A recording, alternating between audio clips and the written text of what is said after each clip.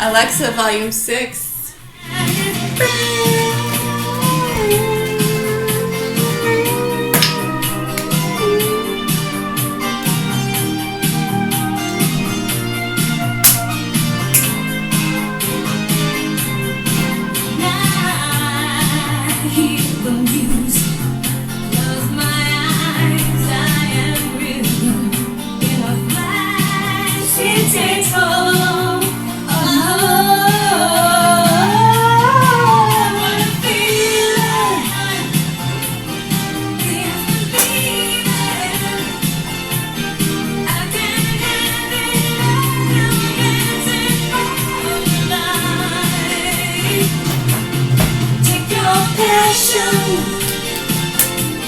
Make it happen.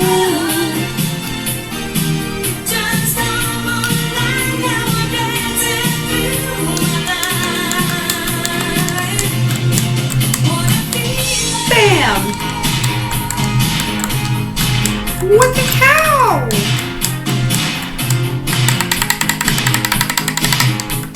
Yippee-ki-yay, motherfuckers. What's up?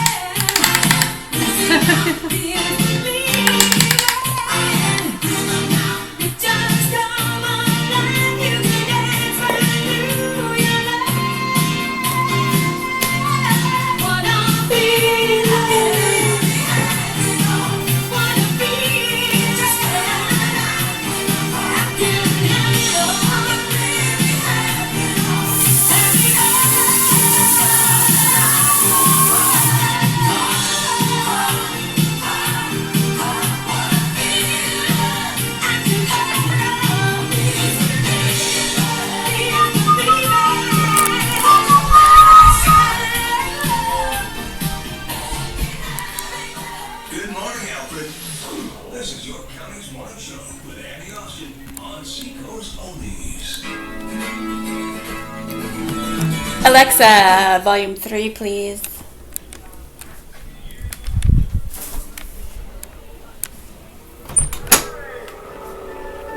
Listen up, all you good buddies everywhere. Got a big SOS for our pal Yogi Bear. No matter where you are, everybody stay awake. It's Yogi's on the fly in his supercar escape. All right, you got it. The swamp fox is here. Yogi's buns are dodging the zoo, so keeping them safe is up to us and to you. We get you. They won't round up Yogi. No way, the Lone Raiders will let that happen. Keep your ears tuned and your eyes open.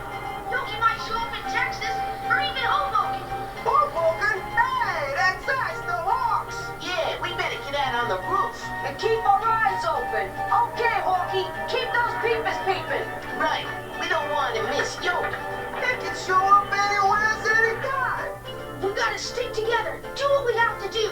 We can't let them take Yogi Sponge back to the zoo. You said it. Way to go, big leader. Keep sending.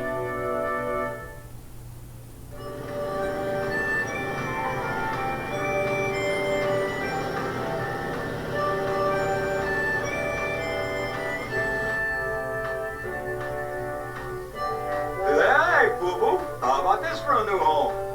You mean where the buffalo roam, Yogi? I don't see any buffalo. That's because they're distinctly extinct. We want to see cowboys, yeah. And Indians, please. Would you settle for an old Indian trick or two? What are you doing, Yogi? I'm listening for any sign of the old rangeroo. What's this? Sounds like something big. Coming this way.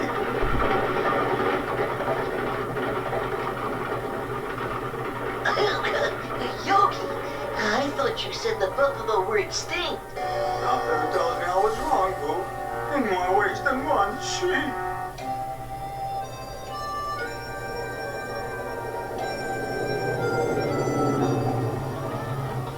Ghost Gulch. Looks empty. Not to mention hollow, eh, boo? If you mean deserted, Yogi, I guess so. Are there real ghosts, huh? Nah, there's no ghosts. I'm scared of ghosts. Don't worry. We'll put the boo into any ghosts around here. In the meantime, I'll just mosey on in and see if anybody's home. Hey, anybody here today? I guess not. Oh, what's this? A stack of hats on the house. Ho ho ho! Ah! Hey, Bear Buddy, look what Uncle Yogi has. What are you carrying, Yogi? Not enough insurance, that's for sure. Hey!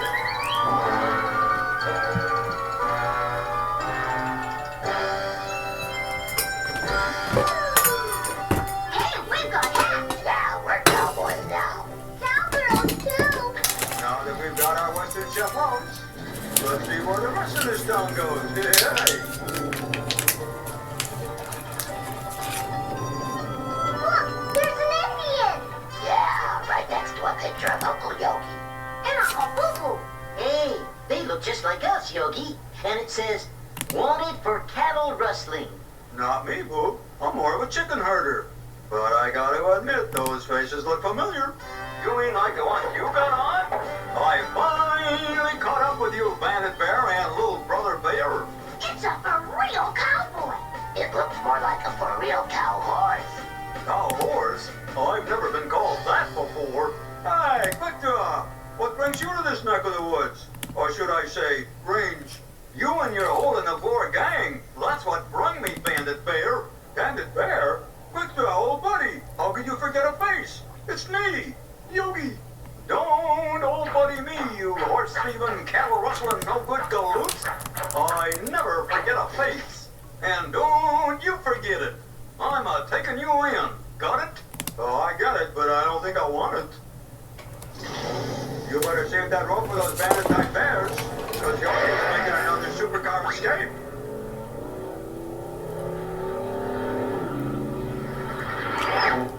Hold it right there. There's no escape. Right there. The long arm of the law. He sounds like who? It does sound like him. Hey, what It happened might to be the him. sheriff? He looks like a pancake. Oh, pal. Oh, I didn't mean to squash your day. That horse hide of yours just got in the way. Please, old horse, talk to me. I ain't got much time left. It looks like I'm heading for horseshoe heaven. No way. You're gonna be around for a long time, old pony pal of mine. Are you sure about that? Sure as the fur on my chinny chin chin. Would you be willing to shake on it? Anything you say. Just don't kick the bucket on me. Anything you say. 'Cause this time I got you, and you're not getting away. You got that, Bandit Bear? I got it. Gee, what a path. With Bandit Bear in my calaboose, I can throw away the key, and Ghost Gulch can open up again. Yes, sirree. Yes, sirree. What's he mean, Yogi? I don't know, Boo. It sounds like a bunch of horse feathers to me. Call the Lone Raiders. Lone Raiders, come in. This is Scout calling. This is Red Raider 1. What do y'all have out there, Scout? I've got a Yogi there and he's in trouble. You Raiders better get here on the double.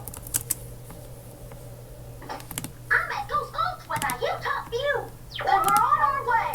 Keep an eye on Yogi. 'Cause the Lone Raiders are gonna save the day.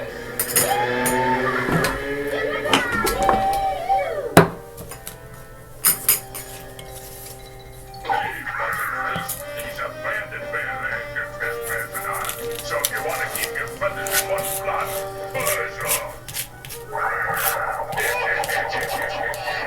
Did you see that, little brother? I saw that big bandit rock. You scared that bird right out of its tree. That's because there ain't no one meaner than my little brother and me. Hold it, little brother. I hear something coming. Looks like company, big bandit. Yep, I reckon we'll have to give him a little surprise party. If I can smell him, I can track him, I can sniff him, But can you find them? I'll never miss. Not with this old Indian trick. But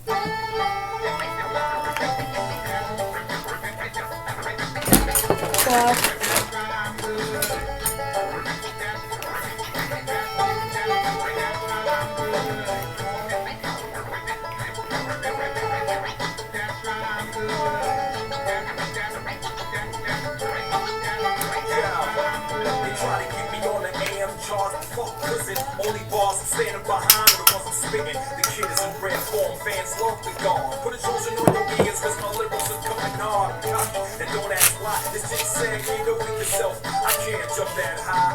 These little pups throwing pebbles at the guard. I laugh at these peasants like, the nerve of these youngins having the goal to diss me. I just tell them, go somewhere and play, I'm busy. Waste the flesh, you waste the space. I even the kid without saying graceful. Dudes wanna battle, I can really laugh.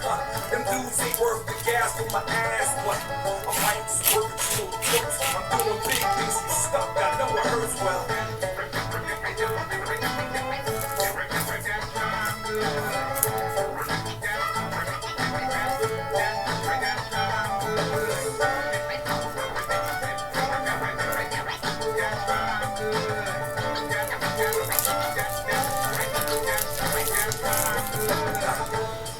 If you stay off my nuts and get your hustle on, you can get out your butt. Time is precious, you suspend it in mind. It's like your clock is broken, it just won't grind. I can't explain how I rip these lines, and I'm blessed with the skill to bring it straight from the mind. Every rapper's cocky, all it ain't just me. So don't hate me, hate them cause they not me. Cops took shots like, but no one can stop me. I'm a bad. If the bullets couldn't do it, you can never keep my name on your lips and I will live forever. Respect the kid, the word is gospel. I'll stare in the mirror and flare up your nostrils and think mean thoughts about the cross former. When I see your face, the piece is like, oh, I'm sorry.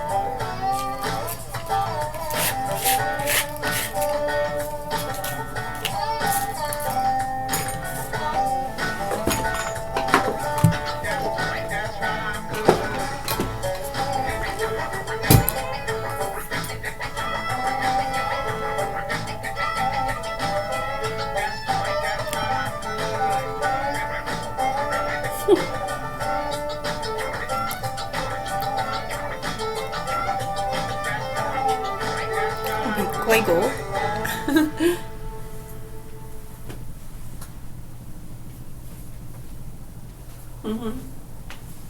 Really? Yeah, probably in a little bit.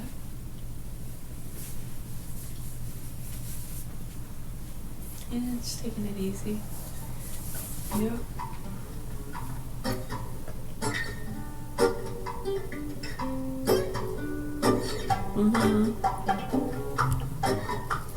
Burgers. We got stuff to make yummy burgers. They have a really nice dairy-free provolone. It's so good. I know they... Yeah, do you remember that? Oh my gosh, I remember when the only dairy-free cheese I could find, it was like those slices that were like watery and rubbery. It was not cheese and it didn't melt. It did not melt.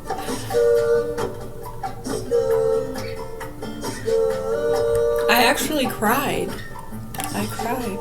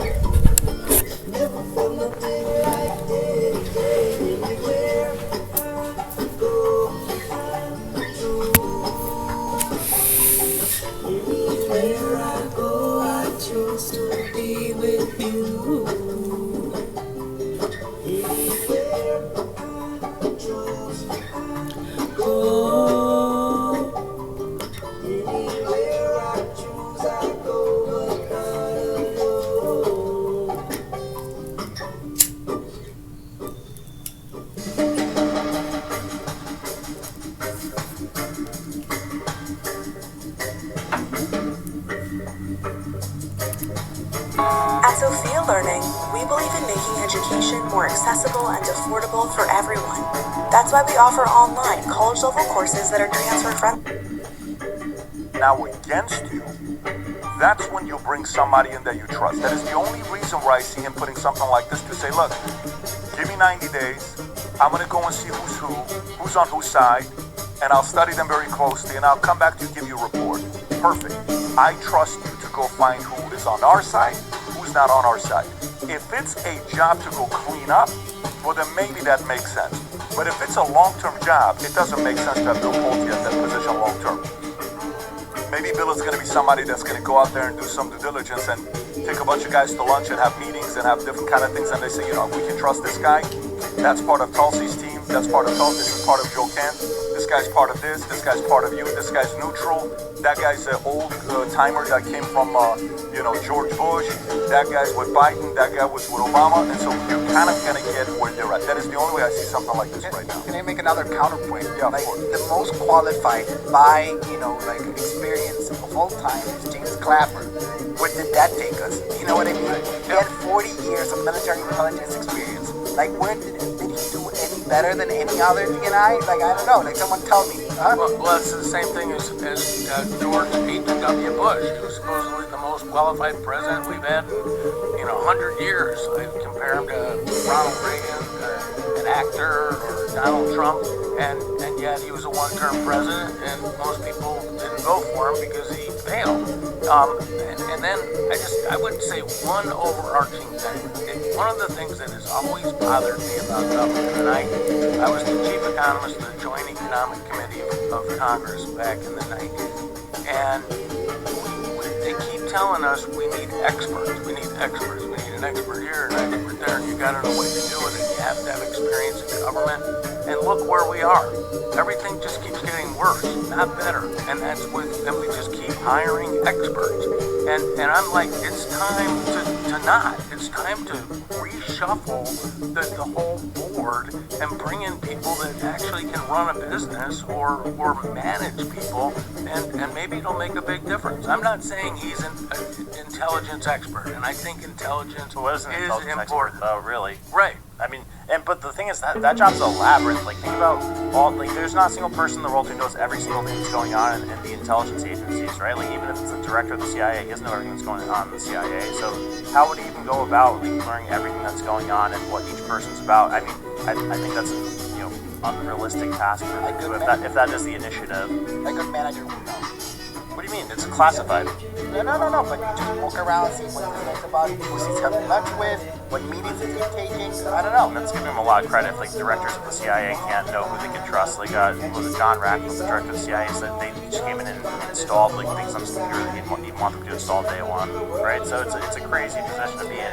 Everybody's trying to stab you in the back. It is a crazy position. By the way, remember, the CIA's been around for a minute, but DNI hasn't. I think DNI's only been around for 19 years, 17 years, 20 years. I don't know what the number is. It's not been around for that long of a time. Can you see when it got started, DNI? CIA 2005, yeah, 21 years it got started. So it's a recent thing that they got started. So CIA reports to DNI. So we'll see. A little bit slippery slopey. The only thing for me is it is a reflection of whether he trusts Tulsi or not and what happened to that team. How deep it's been infiltrated. That would be the only reason for me that he assigns a position like this, because he trusts Pulte immensely with the way their relationship is. Let me get to the next story. Next story I want to get into is what happened with 60 Minutes. So we heard rumblings that the 60 Minutes host or reporter, Scott Pelley, who's been with CBS since '89, was not too happy with some of the things that was taking place. And apparently, if you look at the online numbers, you will see him making between $5 to $7 million a year. And so a story comes out that all of a sudden, Rob, you have the letter that CBS gave to him, and then after giving the letter, they're like, look, you come in here, you're not happy, you're making some noise, you're screaming at us, you're telling us what we're doing wrong, you're not following our vision of where we're going to go next. Let's just make it easier for you. Guess what? You're fired, and, go do something else. You don't have to be here. Go choose to do something else. Rob, while you're looking for the letter, maybe go back to that first video that you had. Go ahead, Rob. This is about Scott Pelley, one of the best-known stars on 60 Minutes, really one of the best-known journalists in America, and he's very directly challenging his bosses at CBS News today, creating a bit of a crisis internally. Right now, it's about an overhaul at 60 Minutes, the highest rated news magazine in the country.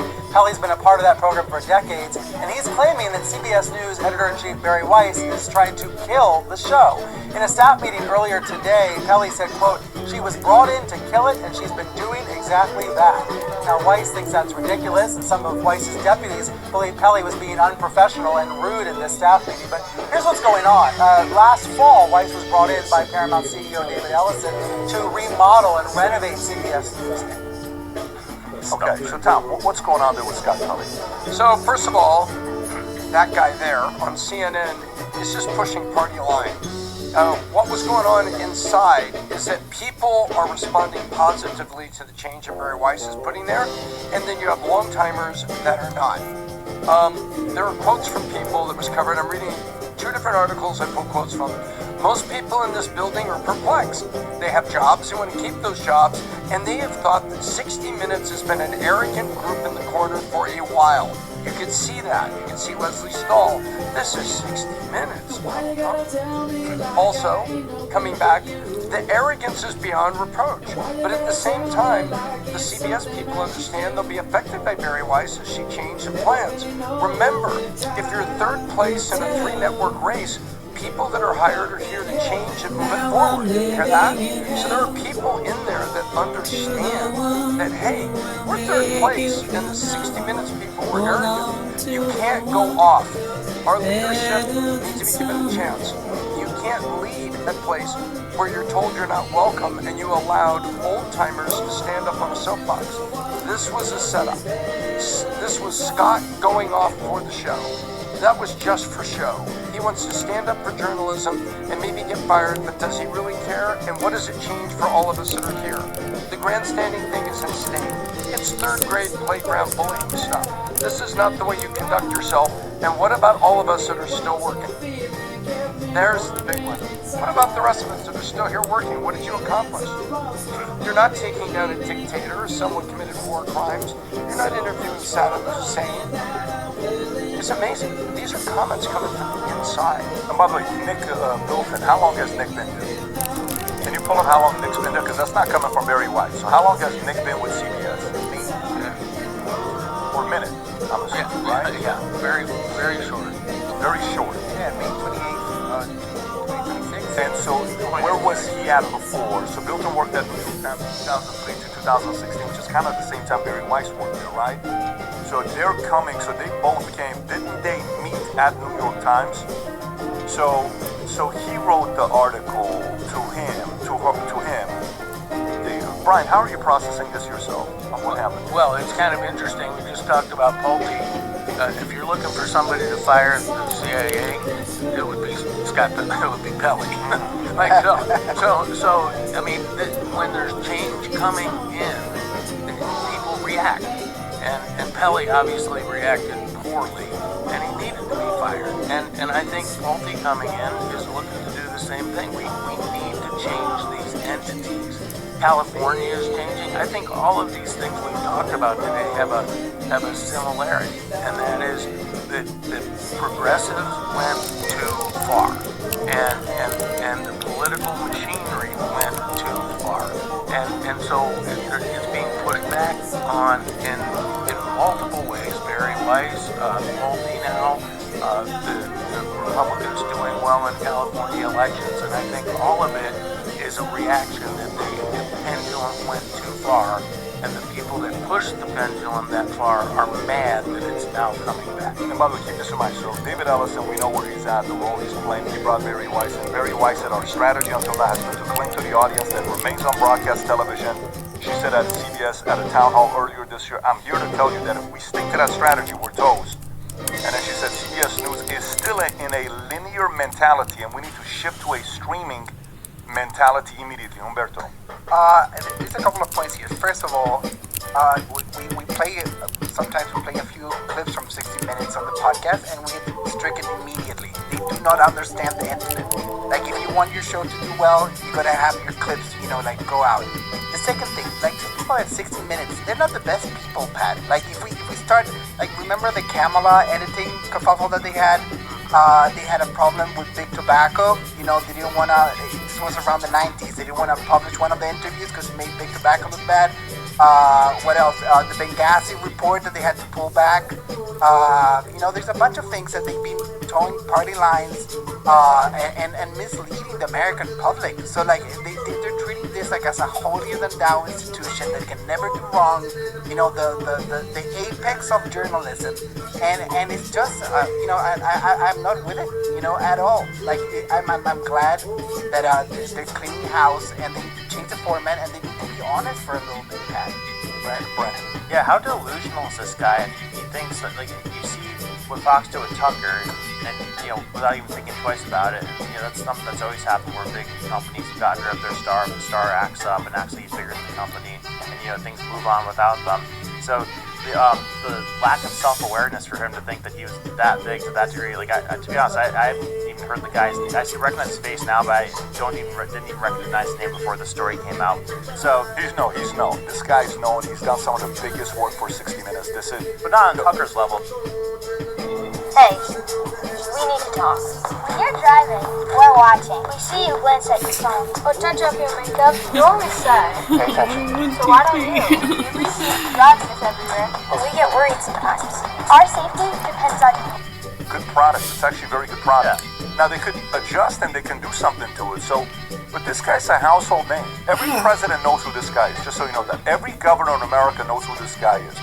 You know, most billionaires in the media space, they know who this guy is. But the question now becomes the following. Yesterday we had Mehdi Hassan here. We had a good conversation with him. And he had an issue with MSNBC. He left. He was able to make it. And Mehdi built a good business for himself. He's now a proud capitalist. We had a nice friendly fight yesterday, which you'll see when it comes out. I kept calling him capitalist and he kept calling me other things, but we had a good time together. It's made for TV. But he had the capabilities of doing it independently. Now he makes more money than he's ever made in his life. And he's doing very well. Tucker left. Probably making more money than he's ever made in his life. He's doing well, right? This guy can't go do a podcast. He needs CBS. See, there's different kind of talent. There's a kind of a talent that you're a one day you can go and do anything you want and you're going to have people coming for your opinion. No one in the world wakes up and says, I wonder what Pelly thinks. Yeah. I wonder what Pelly thinks about Iran. I wonder what Pelly thinks about the economy. I wonder what... They don't do that. So where does he go to next? Does MSNBC go pick him up? MSN? Does CNN go pick him up? Does he go to ABC? Do these guys bring him in and try to, like one of the old-timers that they used to work at CBS that they left to a different place? Hey, let's bring Pelly. He'll bring the audience. Is he an audience puller? No. Like, is he somebody that's going to... Or did this guy have a job of a lifetime that one day he woke up and got so arrogant that he lost it? He's going to say, how the hell am I ever going to make $5 to $7 million a year? There's different types of guys that you work with. So I don't think he's the guy that's going to go anywhere and get that kind of money. I don't think he is. This is a plum job, like a Wheel of Fortune type of job, like where you just get lucky and get one of those jobs where it's cable TV and you're the face of it and you make millions per year. But yeah, no, that's a once in a lifetime type of situation. In his statement, he was talking crap about podcasters. Now he's gonna be one. Yeah, now he's not gonna be one. The thing is, I get a lot of next talking about content creation and everything. And when they first ask me about what equipment to buy, I immediately know they're not gonna make it. You know what I mean? Because creating content, and Pat does this all the time. Like sometimes I will go on my feed and see a Pat video where he recorded by himself in his house on a Sunday, and it does great. Like content creation is something that needs to come from you. Like if you are able to do it with your own phone, your own script, in your own house. And I don't think this generation of guys has it in them to create content all the time. Tom does it all the time as well. You will go on your walks, record yourself and make some great points, So I don't think he has it. It's a genuine burning desire to talk about something, not the desire for attention. You know what the challenge is? Here's the challenge. When you lack self-awareness and other people in your ear tell you how important you are and you buy it. You buy it. You have to be so careful. There were guys that run for president in 2020 and I told them, you're making the biggest mistake, not 2024, you're making the biggest mistake of your life. Not making a phone call to the president, the governor. Self-awareness. Why? Who's telling you what in your ear? Hey, you got it. Hey, you're better. Hey, he's not gonna, hey, it's you. You have to know the power positions in every business structure. I think this guy really screwed up. Good news is he's worth $13 million. as of right now, to $15 million. Where's Matt Lauer, by the way? What's Matt Lauer doing? Where is he at? Yeah, he has a $47 million house in Watermill, I think. He has a beautiful home it's one of the most beautiful homes in Watermill in the Hampton area. Is he trying to sell his house? What happens next? Hopefully this guy also bought a house that he bought it for $5 million, that he's now sitting on $25 million, and he needs to sell the house for $25 million and go buy a small little place in Hamptons or something for $3, $4, $5 million. I'm not talking about Matt Lauer, Rob. You can type in Matt Lauer's house. I'm talking about Scott Kim. Matt Lauer has a ridiculous house. So some of these guys, if they invested property, they have some money. Is that the house? He's got a ridiculous house. I remember 47 million. Yeah, 44 million bucks. There you go. So he's once trying to channel Hamptons, only saying over the price of 43 million. Is this the one he was trying to list? Yeah, it's been listed since 2019. So, again, self-awareness. Be careful who's in your ear telling you. All of these podcasters that they make fun of, they could never be able to do podcasting. They could never be able to do the podcasting. Podcasting requires strong opinions, being willing to get in there, get your ass handed to you, being wrong, being in the ring. Some can do it. It ain't for everybody, especially to replace 5 to 7 million. Replace 5 to 7 million of revenue and sponsorship dominance. That's not easy to do. So anyways, we'll see what happened with them. I'm sure we'll follow this story closely. Let's go to the next story. Next story I want to get to is the $1.8 billion slush fund that they were talking about. The president was talking about. Story comes out Daily Mail. Trump abandons the $1.8 billion slush fund in humiliating U-turn as his own party turns against him. Of course, that's Daily Mail. I'll read this to you. Donald Trump abandons the $1.8 billion. The fund was created as part of a settlement of Trump's $10 billion lawsuit against the Internal Revenue Service over leaking the 2019 tax return to the media. Lawmakers from both parties have criticized the president and labeled it slush fund. It's now being killed after Speaker of the House Mike Johnson raised objections to the White House fund during a private meeting with the president on Monday afternoon. It's dead for now, one senior administration told Axios. Republicans have opposed the fund over fears it would provide monetary compensation to Jason's Capitol rioters who assaulted police. John Thune is holding hostage a bill Trump wanted to fund immigration enforcement. The GOP leader said he would not advance the legislation until Republicans receive assurance that the fund would not be used to pay the president's allies. Tom. So, two things going on in this thing. First of all, there are people that didn't like it because they don't like who's getting paid. Because if the J6 people, let's say some person, J6, is given $200,000 to help cancel out all those legal bills that they had, that they were illicitly, illegitimately prosecuted. Okay, fine. But what's deeper in there is the enemies of this bill, and I think John Thune is one of them, which is why he's holding hostage the immigration bill. They didn't like the fact that they claim inside this bill is also a Trump amnesty clause on taxes and tax-related matters. So, as it goes in Washington, if you don't have a single-purpose bill, you never know exactly what everybody's upset with. Remember when we covered the Biden inflation bill, and we peeled that back and we proved there was money going to Ukraine and other things? We're like, wait a minute, the Inflation Reduction Act, domestic, more than half of the dollars in it were going internationally, specifically to the Ukraine war. Stop. And there's an example of the other side. People didn't like that Biden bill because they said, no, there's a bunch of bad stuff in it. Hey, this is episode number 811. What you have is, this isn't just a single purpose bill. And it's got the amnesty thing in there allegedly. And people are concerned that it's only going to go to friends of the president. If I want a grilled cheese on rye with some curly fries. You and I talked about this 6 months ago. The Asbestos Decision Commission, where we were trying to find all of the victims that legitimately suffered from asbestos from U.S. Navy shipyard. Find the legitimate victims and let's see that their families are paid. This, rye bread. This is a little one-sided, and that's there's why something, the out. Fermentation process, there's something with that bread. I'm holding this immigration hostage. Is there a fermentation process to rye bread? We can't forget what's behind this, right? These people that when they literally thought that we got some from the Walmart not bakery. All of them, some of them committed crime. So fermenting rye dough is actually essential. I agree. Rye dough is so good for you. against You Americans. make a nice you know, one of those, they were the sitting there and provolone, they the dairy-free provide provolone. a freedom of Try it. You Yeah, will like it. I'm telling you. You don't have to. I'm just telling you. I know. I remember the horrible stuff. That was 20 years ago. Like nobody knows. It did take him. It was actually. It was like 10 years ago. Stuff started coming out more. Yeah, I didn't get the good melty dairy-free cheese up this way till like COVID time. Finally, it's like, yay, dairy-free cheese. Some things that the American public doesn't want gets passed under a bill. There's mask mandates, and they are vaccinating the children still against expert advice. Good doctors are disappearing at an alarming rate. They did not kill themselves. That was not a suicide. I'm telling you right fucking now. I mean, giving money to... Right, so anyway, I don't care. See, it hurts my heart. I don't even want to go there. And then your denial and your rolling of the eyes, or just not even caring. And even if you could, I mean, even if you could put it together and go, yeah, that's it. You can't do anything about it anyway. So why would you break your fucking back to have a headache? But here's the problem. The government, it doesn't matter. It's just another, I mean...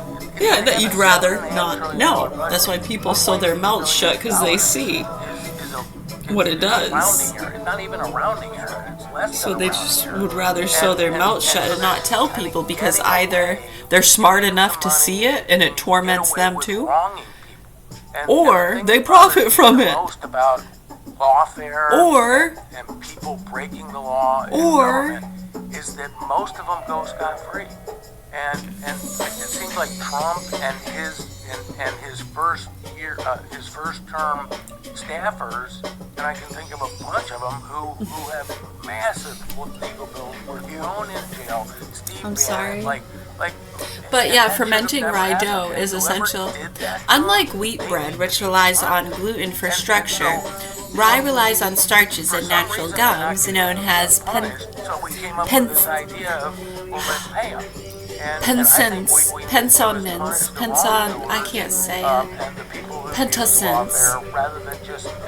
pentosins. Who have been wrong.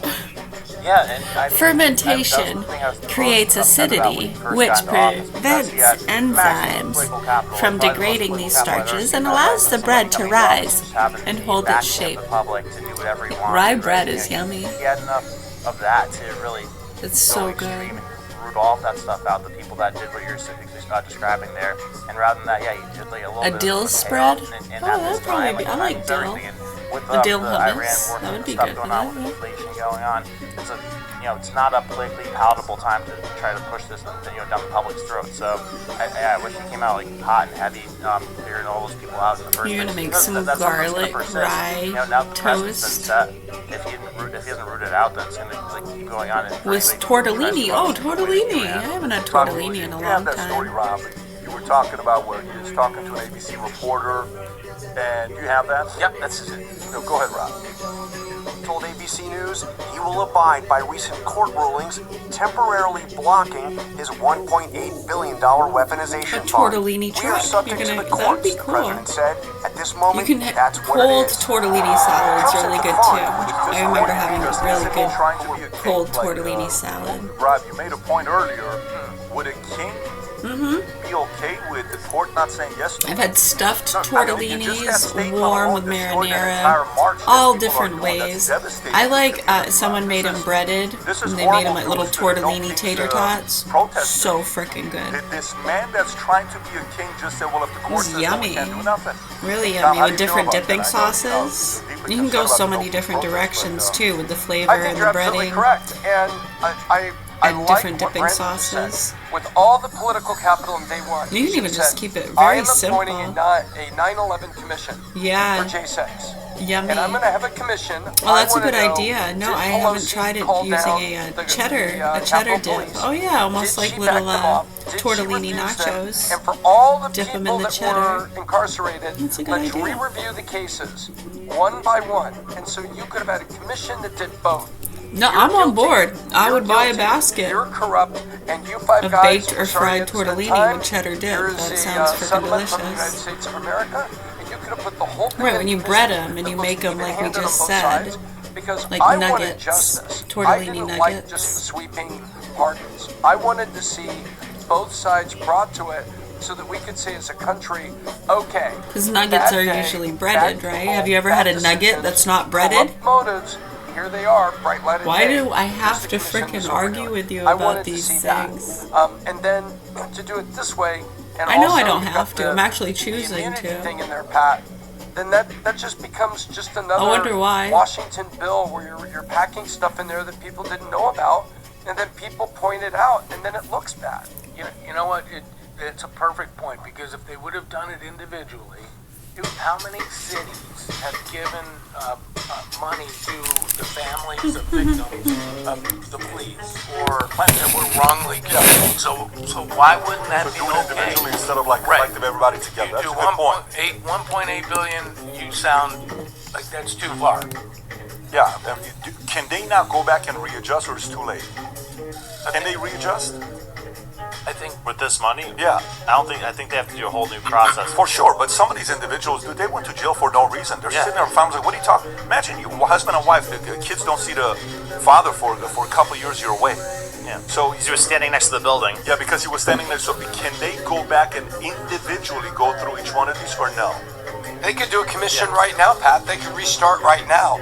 My point about Brandon was, on day one with all that political capital, you could have got it done in a heartbeat. Well, what I'm saying is that was a screw up. Let's just say that's a fumble that they made. Now, what do you do now?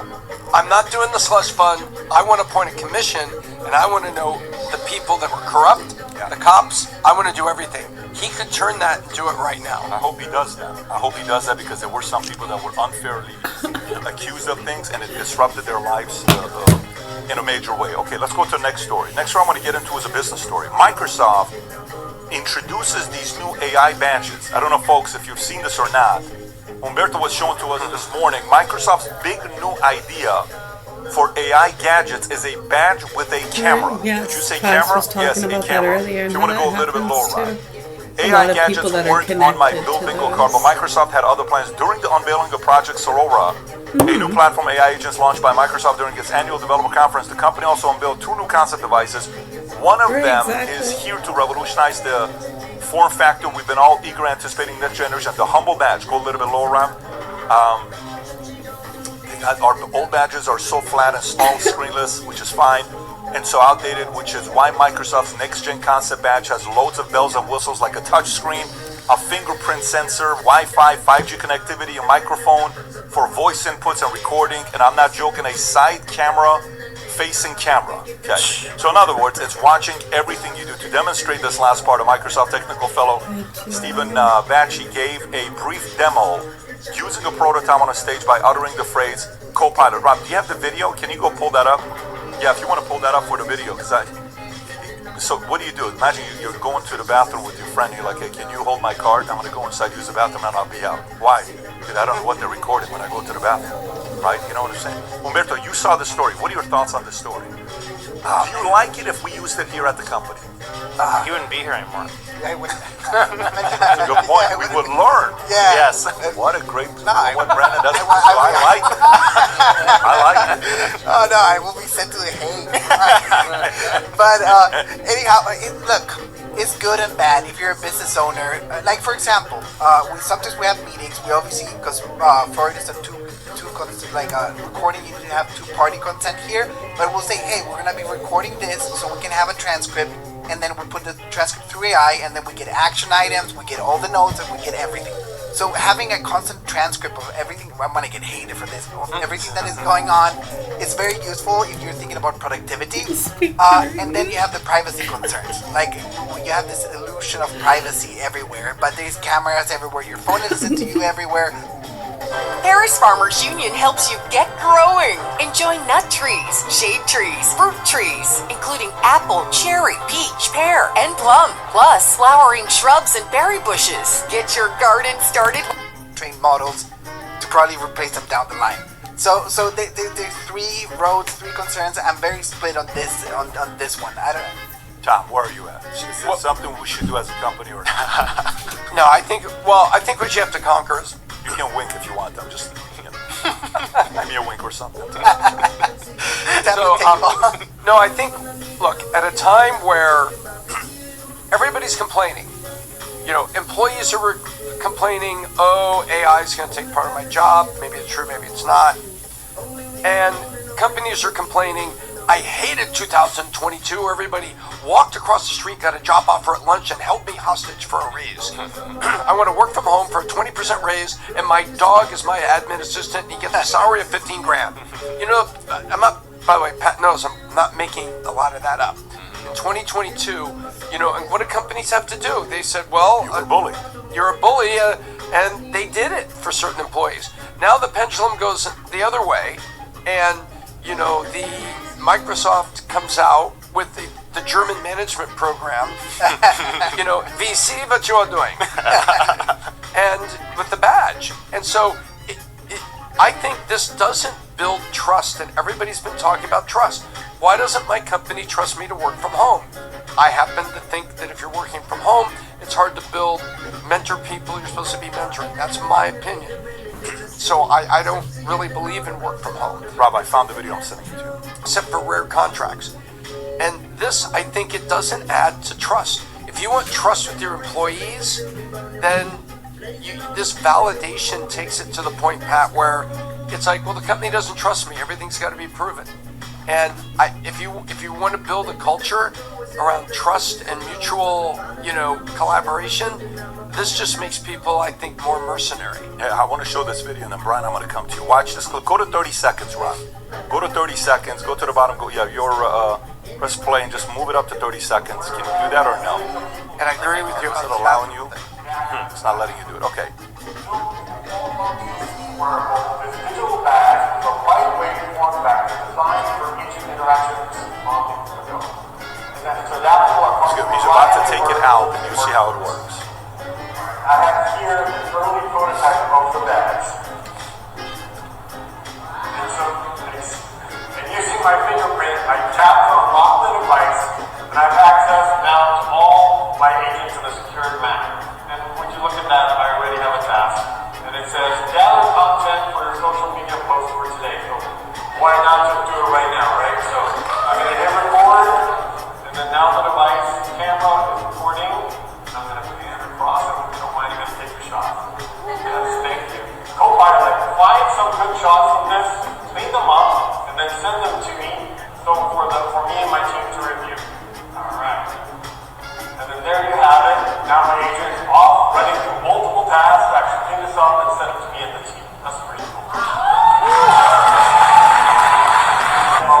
But it's all... It'd be interesting. Did you see what it did? It's pretty crazy. Brian, what do you think about it? I mean, to the extent that it can improve productivity and build teams and have them work together, I think that's fine. Meta, I think it's Meta, right, came out with glasses. Mm-hmm. And I remember talking to somebody one day, and I had no idea they had Meta glasses on. And our whole conversation was recorded. Now, it was a friend, and they said, look at what I just did. And you don't know. And I think what it's going to do is make people not trust other people even more. And you'll just have people zipping their mouth and not having conversations. I worked in DC, as I said, and the line that they told me the first day is, don't say anything that you don't want on the front page of the Washington Post, ever.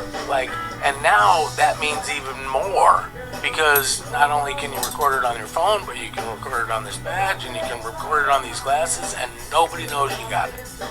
Yeah, I mean, it's incredibly valuable for the company. I mean, imagine how you can hold people accountable, call people out. You're like, oh yeah, were you doing this project from this time to this time? Yeah, I was. And then you can look at their badge and see exactly what they were doing the entire day. And then, remember the term data is the new oil. So I've spoken to companies in the past couple of weeks. There's companies that are paying millions of dollars to companies to get the data of their Slack channel just to put it in their their AI algorithm. So the amount of data that you can get from walking around with the badge, every employee, what they do, how they walk around, how they spend their day, the type of tasks they do, that's invaluable data. But from the humanity standpoint, with the amount of litigiousness and HR violations and lawsuits in the society, how much does that grow? Like, that goes exponentially. Imagine the things you say throughout the day that can be taken the wrong way and you can be sued for or investigated by HR for. Yeah, so I think about it from a couple different places. So one of the ways I think about it right now, you can leave a company. Who is more protected today, companies or employees? Think about it. Who's more protected today, companies, corporations, or employees? Probably employees. Okay, so if you leave a company, where do you go to write a naked review about a company? Glassdoor. Plenty of different places, right? Okay, what if the employee's a bad employee? Where does the employer go to and report the bad employee? Nowhere. Why not? What if that were to happen? Then it's what? Then it's fair. So employees will hold companies hostage. I'm going to go and say this, if this, right? What do employees care about? When you leave, just look, leave, go do your thing, we're good. But don't steal, don't do this, don't do that. We've had a couple of instances where a guy literally stole from us, and he's getting a felony right now.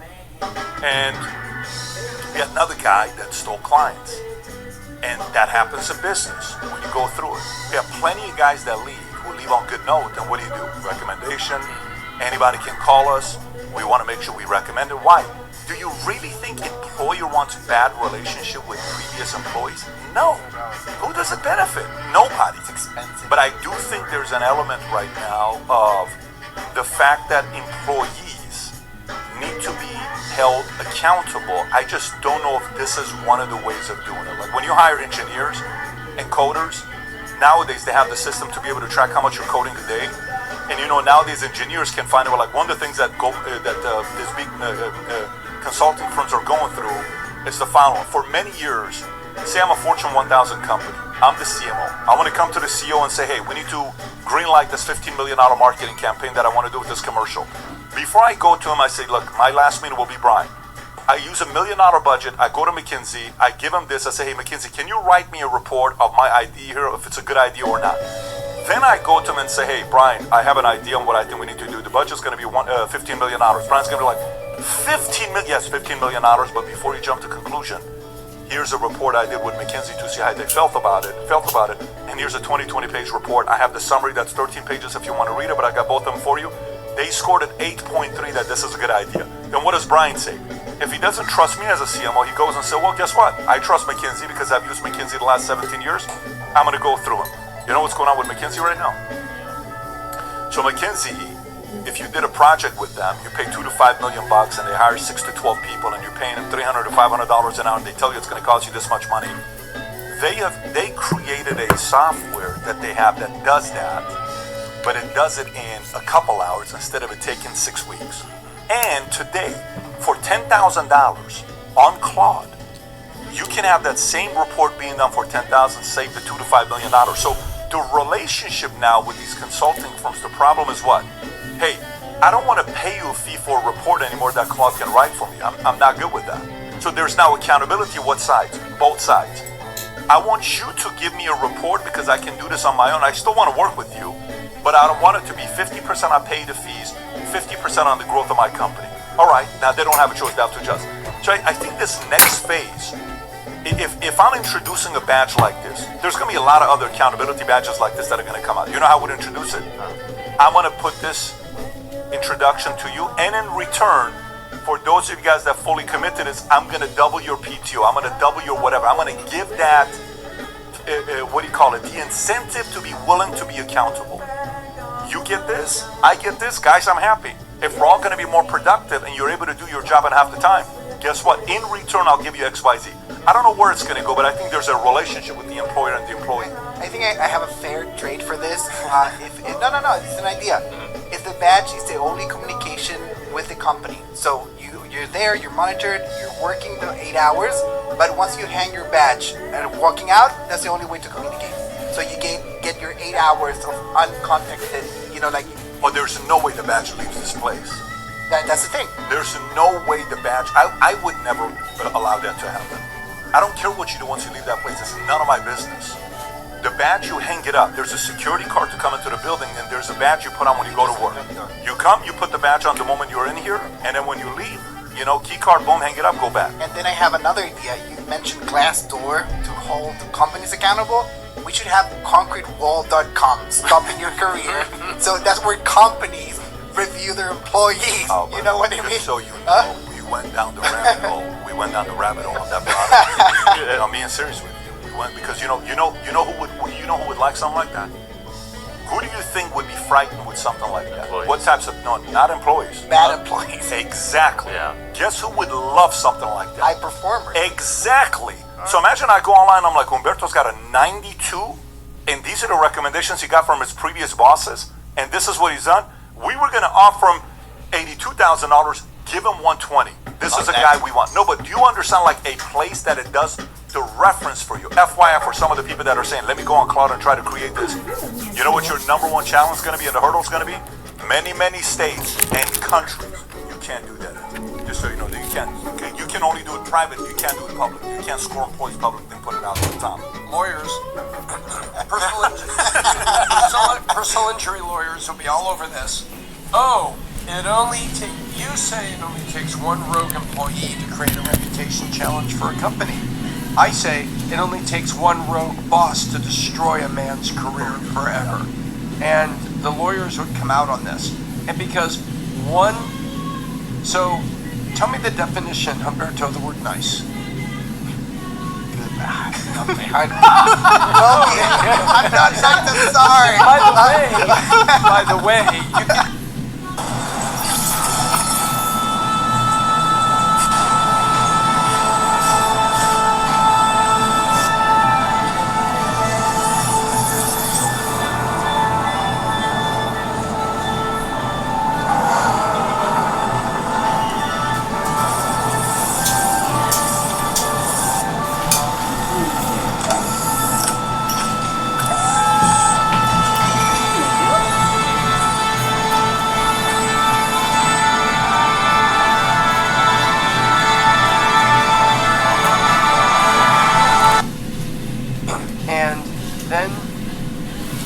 HR's got to be on the ball and on top of responding to Glassdoor because it's just disgruntled people. It didn't work out. And if you had companies saying this about people, it would just be in court forever because people would say two things: discrimination, retaliation. Yeah, I know. But by the way, it's a phenomenal product. Phenomenal product.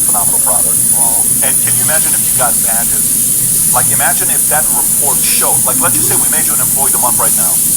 And you go in the report and you say, hey, Pat, since I got employee of the month, can I get that badge on xyz.com? For sure. Yeah, matter of fact, hey, signed off by my CEO. Great. Stays permanent. I can never remove it even if I'm upset at you. Hey, if I got outstanding on my report just here for calibration, can I put that on there and you pull it? Absolutely. This is my fourth outstanding. And then all of a sudden, say we get upset at you, that's permanent. I can't change it. I thought you used to love this guy. What happened all of a sudden? You know what I'm saying? So there's an element of protection for the people that are working. But again, if you want to take that idea and build it, come back to us. We would actually be a customer. Okay. One thing technology does is make it in small town America, small town world, everybody knew everybody's business. They knew whether they were a good employee, they knew whether they were bad, they knew whether they were drunk, they knew whether they were cheating, they knew everything. And in a way, that's what technology is doing. We just have to be careful how we're doing. Yeah, and I'm with it. I think there is opportunities for this to be a positive impact for it, but we'll see. We'll see what happens. Some places it's too much. I do think it's got to be a collaborative conversation with the employees and the team to see how to introduce something like this. By the way, Rob, you ran a poll. 74% said they would never you allowed to use this badge. 26% agreed. 74% said they're not with it. Just so you know that. Okay, so let's go to the next story here. Next story, similar thing, but different. Remote work is worsening youth unemployment. New York Fed finds. This is a CNBC story. So a lot of times we're saying AI is the reason why they're losing their jobs, but apparently it has to do with the desire to want to work from home. Go ahead, Rob. New research from the Federal Reserve of New York finds that the biggest obstacle for recent college graduates to get a job and to move up is not artificial intelligence, it is remote work. Among the findings, the unemployment rate for younger college graduates from 2022 to 2025 was 3.7%, up 20% from before the pandemic. But older college grads were more likely to not only be employed, but stay employed. This report writes as follows. Our analysis suggests that these trends are related with remote work making it more difficult for managers to train and mentor new employees. Okay, so parents, if you got a kid that wants to have a remote job, discourage them from doing it. The easiest way to be competing against all the other kids that are trying to get jobs is be present in the office. By the way, that 3.7% you just quoted from 2022 to 2025, you know what that number is right now? 5.6% unemployment for college grads. And if you go a little bit deeper with these numbers, very few Gen Z workers, 6% prefer fully on-site work. A Gallup survey from May 2025 found that most 71% said they would prefer a hybrid arrangement, working from home as well as from the office. Tom. So there's adjustment from college to work. And this is something, having a college student, I can talk about. So you work from the library. You go to work from your dorm, but your dorm mate's there, her sister's in from out of town, a little noisy, so you go to the study hall. And so you're always in a hybrid situation in college. And then you go to get a real job, and they point to the cubicle. And a lot of these Gen Zs are like, oh my gosh, I can't do that. This is like those episodes of The Office. So there's a cultural shift. But the other side of it is, what was in there was, quote, employers may not want to hire fresh graduates onto distributed teams because it's more difficult to teach them the skills from afar. So I have 2 openings on my team, Pat. I want to go hire 2 students. I need them to be in the office. I got to teach them. We got to mentor them. We got to bring them into our culture. And from afar, you can't do that. Maybe you could do your modeling, but how do we bring you into our culture? How do we do all that? You can't. And so moving from college, which is inherently hybrid, off-site, and getting your head around full-time in a place is difficult enough for college students. But now they need to understand, and remember, in college, once you listen to the professor's lecture, who's responsible for you? You have to go study. You have to do your project. You have to write your paper. It's all on you individually. And so there's a mental mindset they have to get over. But then, once they're there, they need to understand, how do I mentor you from your bedroom in Passaic, New Jersey? Yeah, I mean, it's like the dumbest idea to want to be able to have something like this. And you know what's a big part of it, Tom? It's good on just is fresh when you're veggies. first coming up, if you don't think it's on you to earn the right to ... What does that mean? You have to earn the right to have certain, advantages. You don't just say, well, no, this is what I want, or else I'm not going to work for your company. Great, don't go make it on your own, or go to a different company. You won't be culturally vested into that company. That company, when they're going through a list of people that you look at, you say, well, let me see my top 15 to 20 people that I can't lose in the company, that are the most valuable people in the company. You will never be on that list, because you're not a cultural hire. You're just a person that's doing what anybody can do. Unless if you are so amazing at what you do that you can go out there, but that typically takes a few years of having a reputation. So say, for instance, you bring a guy who's in sales, and sales guy's like, look, I'm hitting my numbers, here's what I got going on, and I'm working a certain job, and it's, let's just say it's 1099 type of a thing. Well, you have a lot of flexibility. You earned the right to do it. But a new kid coming out of college saying, well, this is what I need, or else you're hurting your chances of landing a good job, and it doesn't mean you won't get it. You may get it. But the moment that company goes through troubled times, they're like, look, who's that guy? Why are we paying him? He works from home. Let's just move on with everybody that's working from home. We're just going to work with people that are internal. Humberto. I find this insane. Like, hiring entry-level job people as a remote start, I can't, it's crazy. Like, this is my opinion. But I think you earn the right to work remote sometime, right? Oh boy. No, it's true. You earn the right to work remote sometime when you have a system. Like, the only reason I can be here in the morning is because they build a system and I mentor people enough, so I know they're doing what they have to do. And I can just text them. Same with Pat. Pat will travel whatever, he will get his job done on the airplane, on the tarmac, anywhere, because he has a system built. So I think you earn earn Some your way people into have a to be remote able work. to The second thing is those you things shooting for themselves in the foot. I can name so many of my mentors. Since I started, they taught me like business lessons that you can't get anywhere else. No business school. Like one of my first job, I worked in a big media company. I was right under the VP. He was my professor in school. He brought me right under him. I learned the ropes of put myself in the C-suite environment. You know what I mean? Most kids, when they're 22, they're not even close to C-suite. Like I have that lesson. Then I worked for another guy. He told me the value of saying no to clients if they don't fit your bill. And all these things you just pick up. And I try to give back to the youth with all my guys. I sit down for an hour with them, show them new things, guide them. So I think any young person that wants to work straight remote is just absolutely insane. The people that are paying for this and hiring like entry-level guys to do remote. And the other thing is the replacement level. Like if your physical presence, that's the only difference between us and AI. Your physical human presence in place is not necessary, but you have another thing coming. They're going to replace you offshore or AI immediately. That's what it is. Right. I hated COVID for 50 million reasons now. And this may be one of the biggest ones. Because it convinced all these people that remote work was an option. And Tom, you're absolutely right. School is hybrid, but they turned school into remote. Everything became remote. And these kids learn how to turn on the computer in the morning, go back to sleep. And then let me just tell a quick story about an employee I had. One day I showed up at my office, there's an intern sitting in the engagement room. And I'm like, who are you? What the heck are you doing here? And he's like, I'm an intern. I'm like, I do not have enough time for you. I come back the next day, he's sitting there again. I'm like, who are you? What are you doing here? And like the third day, I'm like, oh, he goes, I just want something to do. And I'm like, okay, go have me coffee. I'm like, seriously. And I swear, 4 seconds later, he's back with a cup of coffee. And I'm like, okay, you know those file drawers in there? Go file them in alphabetical order. 18 seconds later, he's back. I'm like, okay, now I need an analysis of Social Security data from going back to 1960. And this one took him a couple hours, but he came back and it was brilliant. And at the end of his internship, I said, you cannot go back to college.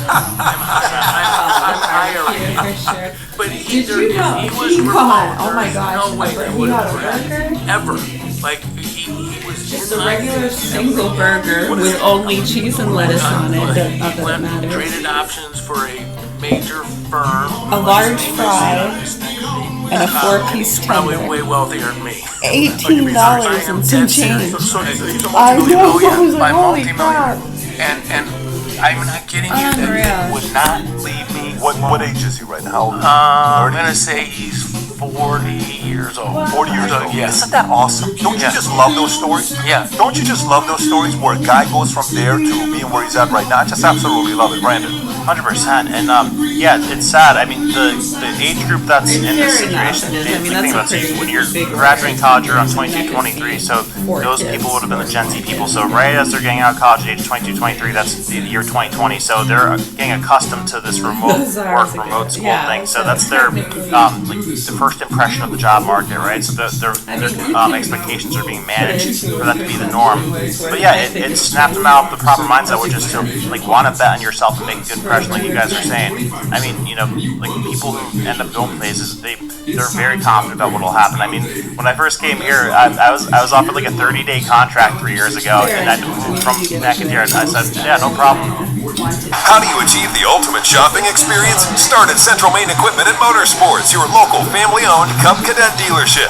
Explore a full lineup of mowers, plus parts and accessories, expert guidance, and service support from a dealer that's part of your community. Gotta love that. Came here 30 days later. What were you doing when you first came here? What was your Mario literally said to me, quote, I don't know what you will do for us, but let's see what happens. Literally, that was it. And then 30 days? What are you doing 30 days later? Well, so the first week, it was a good coincidence. So that Silicon Valley Bank crash happened, and we did the banking webinar together, and that's where we first talked. And you know, you saw that I know finance and banking pretty well, and then you know from there progressed well. Yeah, it's crazy to tell that story because just 2 days ago we had a guy in town, and he wanted to meet with me. So he flew in from Nashville. We're having a meeting. Pretty well-known guy in his space, and then he's with another guy who's a billionaire, who's one of our neighbors, and he comes to the office, and I'm giving him a tour of this place. It's like 6:30, 7 o'clock. He says, this place is humming. Well, what are these people doing at 6:30, 7 o'clock? We're walking around, just everywhere. What the hell do you guys do here? What is the energy here? Well, I mean, if the opportunity is right for a person to want to change their lives positively, people perform in an incredible way. The incentives aren't there.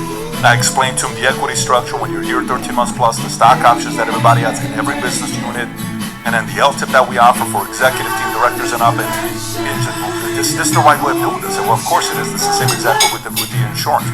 If you find a company that's going places and you have an opportunity to, in that team, having a job, making a direct impact, being a leader, do whatever you can to make that. You don't even know what's going to end up happening later on for you with your job.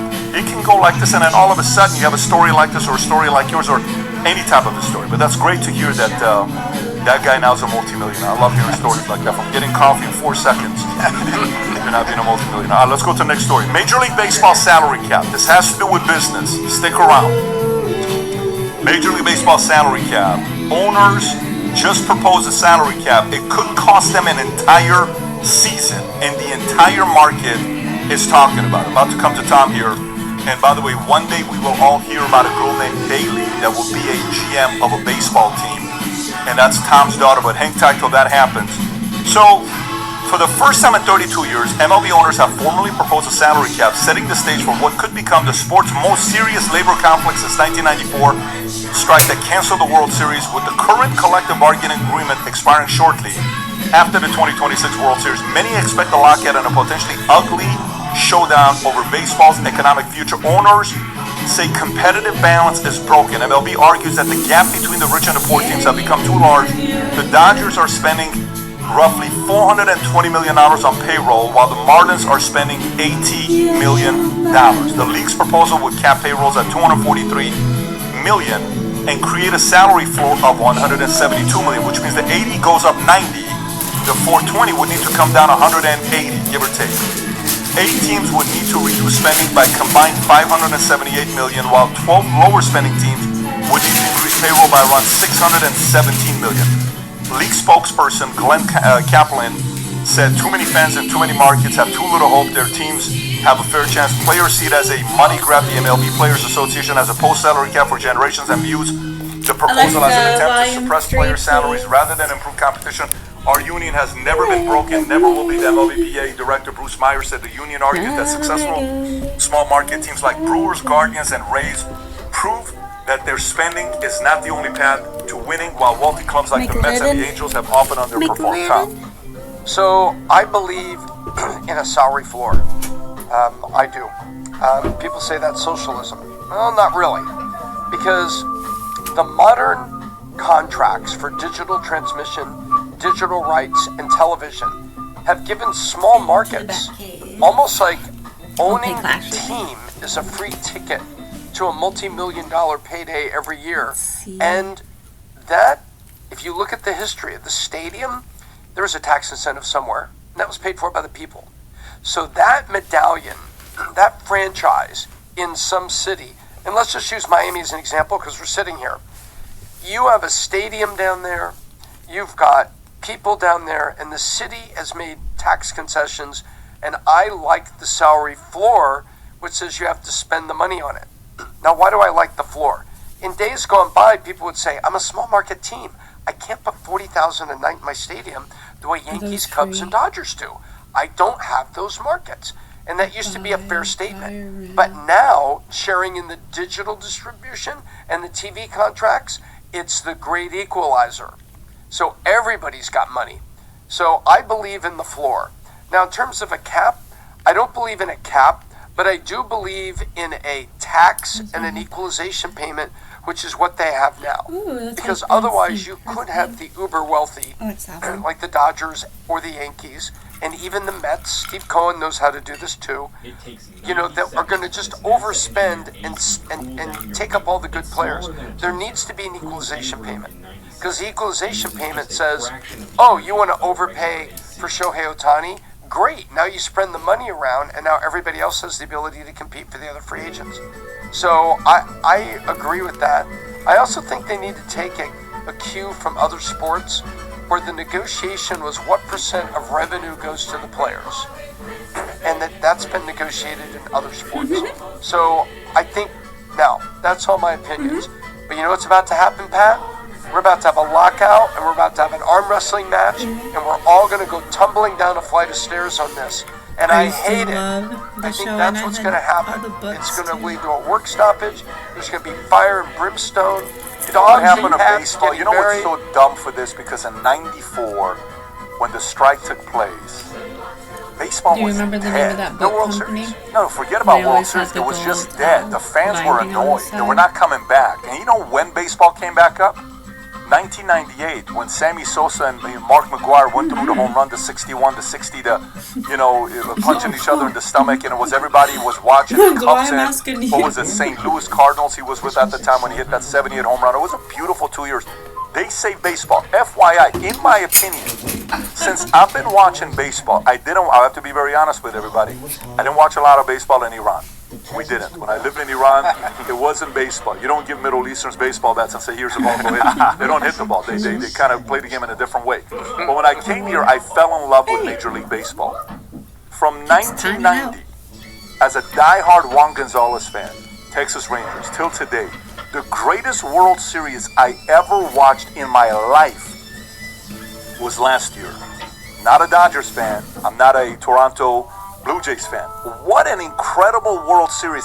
Fans, people who don't follow baseball were like, damn, this is exciting. This is it. And then now you want to do something like this after the incredible momentum that you had. I hope they figure it out. I've been on multiple calls. I can't disclose some of the conversations that we had. They prepped us for this, that this is coming, and there are certain decisions that are being made on what's happening with this. I hope they fully figure this thing out. I understand the argument they're making because players want to make as much money as possible, and owners don't want to be forced to have to pay more. If you've ever seen the movie Moneyball, Billy Bean, who goes to the owner and says, hey man, I just need a little bit of more money, says you're going to do fine. I got a $67 million budget I'm dealing with. Give me a break. Give me a little bit more money. You're going to be fine. But we're going to lose Giambi. We're going to lose. You're going to be fine. You'll figure it out. Stop saying I'm going to be fine. I need more. So this changes that because they had that 21-game win streak that the A's went through. So it'll be interesting to see what happens here. Brian, where are you at with this yourself? Yeah, well, just talk about last year's World Series, Toronto versus the Dodgers. That's a pretty big difference in payroll. Great point. I mean, and that's almost the proof. I wrote down Moneyball. I was going to bring it up. The Oakland A's did it with a different kind of way. In college football, the University of Indiana did it this year. If they do this, they're going to kill it. And I was a Chicago Cubs fan in 1994, and that's kind of when I stopped. Are you serious? You're saying that's when you stopped after the strike? I did. It broke my heart. I loved baseball, and I can guarantee you, I used to go to 30 games a year, like literally 30 games a year, and I bet I've been to 1 or 2 a year since then. Wow. And baseball's God's favorite sport. I'm telling you right now, in heaven, I'm willing to bet they watch baseball. I'm telling you, they're watching baseball right now. Shoeless Joe Jackson's going to be somewhere up there playing baseball, but go ahead. No. Brandon and I were, bigger into NFL, and I like baseball too. You like baseball, you like football much Yeah, better. it's the best. Of course, the best. What? So no. But if you look at the different leagues, all right, you have the MLB with no hard cap, no floor, all right. And then you see, what are we solving for here? This is one of the biggest problems in the economy, like in general right now, that the money is not making sense with the actual objectives that people want. All right, what are we solving for in any sports league? All right, we want to see competition, right? So in the MLB, you have all these very rich teams, that get all the awards, all the playoffs, and they just outspend every other team. Then you have the NFL. They have a hard cap, all right? And that's an exciting thing at the beginning of the year, like who's going where, the draft, and any team could, make it to a Super Bowl except the Jets. I'm sorry. Yep. Worst to first happens all the time. Yeah, and then you have the NBA. Or the Raiders. I live in pain. But then you have the NBA that also, it doesn't have a hard cap on top. They have a luxury tax of sorts. Tom, you can always fact check me. And then you have the NHL that also, like the NFL, has a hard cap and a floor, all right? And we were talking before the show started about hockey, Like, how did the Panthers get 2 titles and then they're not even in the playoffs this year? All right. So if we're solving for an entertaining product that is competitive and anything can happen, I'm for the cap. I'm sorry, Tom. And I have another perspective too. So I think it incentivizes the right types of people to own the teams, because I think if this does go through, you'll see a lot of MLB teams sell their franchise, because there are a lot of owners, like you said, that just want to take the money and instead invest the money back into the team. So get this: since 1995, 48% of World Series championships have went to a top 5 payroll. 93% of championships have gone to a top 15 out of 30 payroll. Only 2 teams have won the World Series since 1995 that have had a bottom half payroll. It was the 2003 Marlins and 2002 Angels. Yeah, I think the That's the Marlins most have a few gems I've things ever they need had. to do. I think the Marlins have a few things they need to do, but that's a great example of a few, the different things to look at. I just hope they don't get into this whole mess. I really do. I really hope they don't get into this mess. I hope they figure it out. Baseball's exciting right now. Baseball's viewership's going up. Baseball's got a lot of good things going on. I hope the reasonable people in the room are going to be like, guys, we're making a lot of money. Let's kind of figure this thing out. Let's not lag this out, where, it continues just because of the... As a family farm, when prices go up the way they are, it crushes you. And now Susan Collins voted to support Trump's war in Iran. Gas prices have gone up through the roof. Tell Susan Collins to stop Trump's war. We can't afford it. Introducing the Spectracide Wasp, Hornet, and Yellow Jacket trap. With a lure that's impossible to resist. Video or not, the guy's kind of going through it right there. Watch this. Play this clip, Rob. Go for it. Crumble Cookie is now selling you a drink that is 186 grams of sugar. That's almost half a pound of sugar or 5 cans of Coke. They call these crazy cousins, and indeed you would have to be crazy or completely ignorant to drink 840 calories of liquid garbage. Crumble is calling this the viral dirty soda, but the only thing that's dirty here is convincing kids and teenagers that any of this is cool or hype. Crumble Cookie. Go to the tweet, Rob, if you could. Just let me see what it says up here. So 180%, that's almost how much in one drink. This could be illegal. That's more than 5 times American Heart Association's daily recommended max for added sugar. We need to make America healthy again. I looked into this, and if you drink this regularly, it can cause extreme harm to yourself, rapid weight gain, fatty liver disease, huge increased diabetes risk, tooth decay, and gum disease, and mood swings. By the way, who sent the tweet out yesterday on how much is recommended to take sugar intake? Rob, there was a text that somebody sent in the chat. It could have been Vinny. That was me. Okay, can you pull that up, Rob? Can you pull that up? It was sent last night, and I don't know which one it was. I saw the numbers of how much sugar intake is healthy for the average person to take. I don't know if it was this one or a different one, but 186 grams. When you see something like this, do you have that? If you have it, Rob, is that it? Right there, right there, right there. If you have it, is that in the story? No, Rob. If you go to the bottom of that text exchange, you just had it. If you go back to the bottom of that text exchange, right there, make that a little bit. That's the one right there. What does it say? American Heart Association recommends for men no more than 36 grams of added sugar per day. For women, it's no more than 25 grams, 6 teaspoons per day, and for children, less than 25 grams. And if you want to launch a drink that's 186 grams of sugar, that's insanity. Humberto, how do you process that? I mean, it is America. If there's a market for it, they will make it. All right. I don't. Who's the market for something like this? I don't know if you guys remember. They tried to pass that out. They did pass it. People that look like it's the market for them. But they did pass the sugar tax or the soda tax in New York. Remember? Like if drinks had too much sugar, you had to pay an extra tax on top. This applies to like very sugary drinks like this. It applies to cigarettes. It applies to anything that could be harmful. Alcohol and everything. Marijuana is also, they're going to make a lot of money on taxes. Big gulps. Big gulps.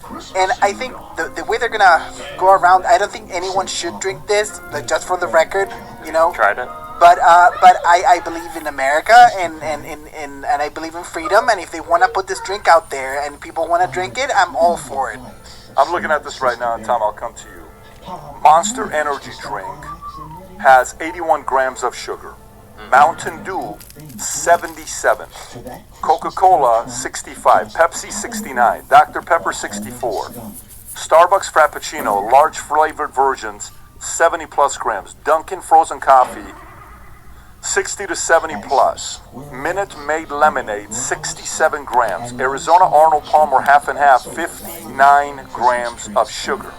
Large sweet tea from some fast food chains, 80 to 100 plus grams. Large frozen coffee drinks, 120 plus grams. Large milkshakes, Favorite Brandon. 100 to 150. Large movie theater sodas, 150 plus grams of sugar. Convenience store fountain drink, 150 plus grams of sugar. Tom, where are you at with this? I am looking back at pictures of America in 1950. Go look at New York pictures. Show me 1955, street corner in New York. Find a black and white picture. Any specific corner like you focused on it? No. We're not 42nd Street, but just and then you go and you take a look at the preponderance of them. You look at a ballpark. If you've been to Fenway Park, the seats are small. If you sit in the first 6 rows, and Kim and I went there opening day, 2006, and we noticed how small the seats were, and we were in front row, watching David Ortiz and Manny, and they said, it's because this is how big people were in 1934. The seats were adequate. And what has happened in this country, and by the way, those that you're being quoted, Pat, those sugar, that's the 20-ounce Coke, just a little 12-ounce can, the can in the six pack. 39 grams of Coke, which is more than 39 grams of sugar, which is more than what we just read would be the daily amount for men or women. And I just think this is what's happened. This is why we have 5 things in this country. Number 1, obesity. Number 2, lifestyle diabetes. Number 3, heart disease. Number 4, we have early onset behavioral issues with kids that are directly related to the hyper-influx of sugar on their moods and on the what's called an insulin response. We would call it the sugar crash. 6-year-old kid, 7-year-old kid, 8-year-old kid at school doesn't call it a sugar crash. He has a Coke for lunch and he's bouncing around for the first for story time right after lunch. It says, and the last one, cost of healthcare in America. So you can take sugar, Pat, and the amount of sugar we consume, and you can go back on all of those 5 things, and we could do a big case study on it. It's horrifying. Lobbyists pushed to prevent the categorization a certain way. The manufacturers, by the way, the nice people, Novodisc, that make the injectable GLP? The European company, Novo Nordisk, or whatever it's called.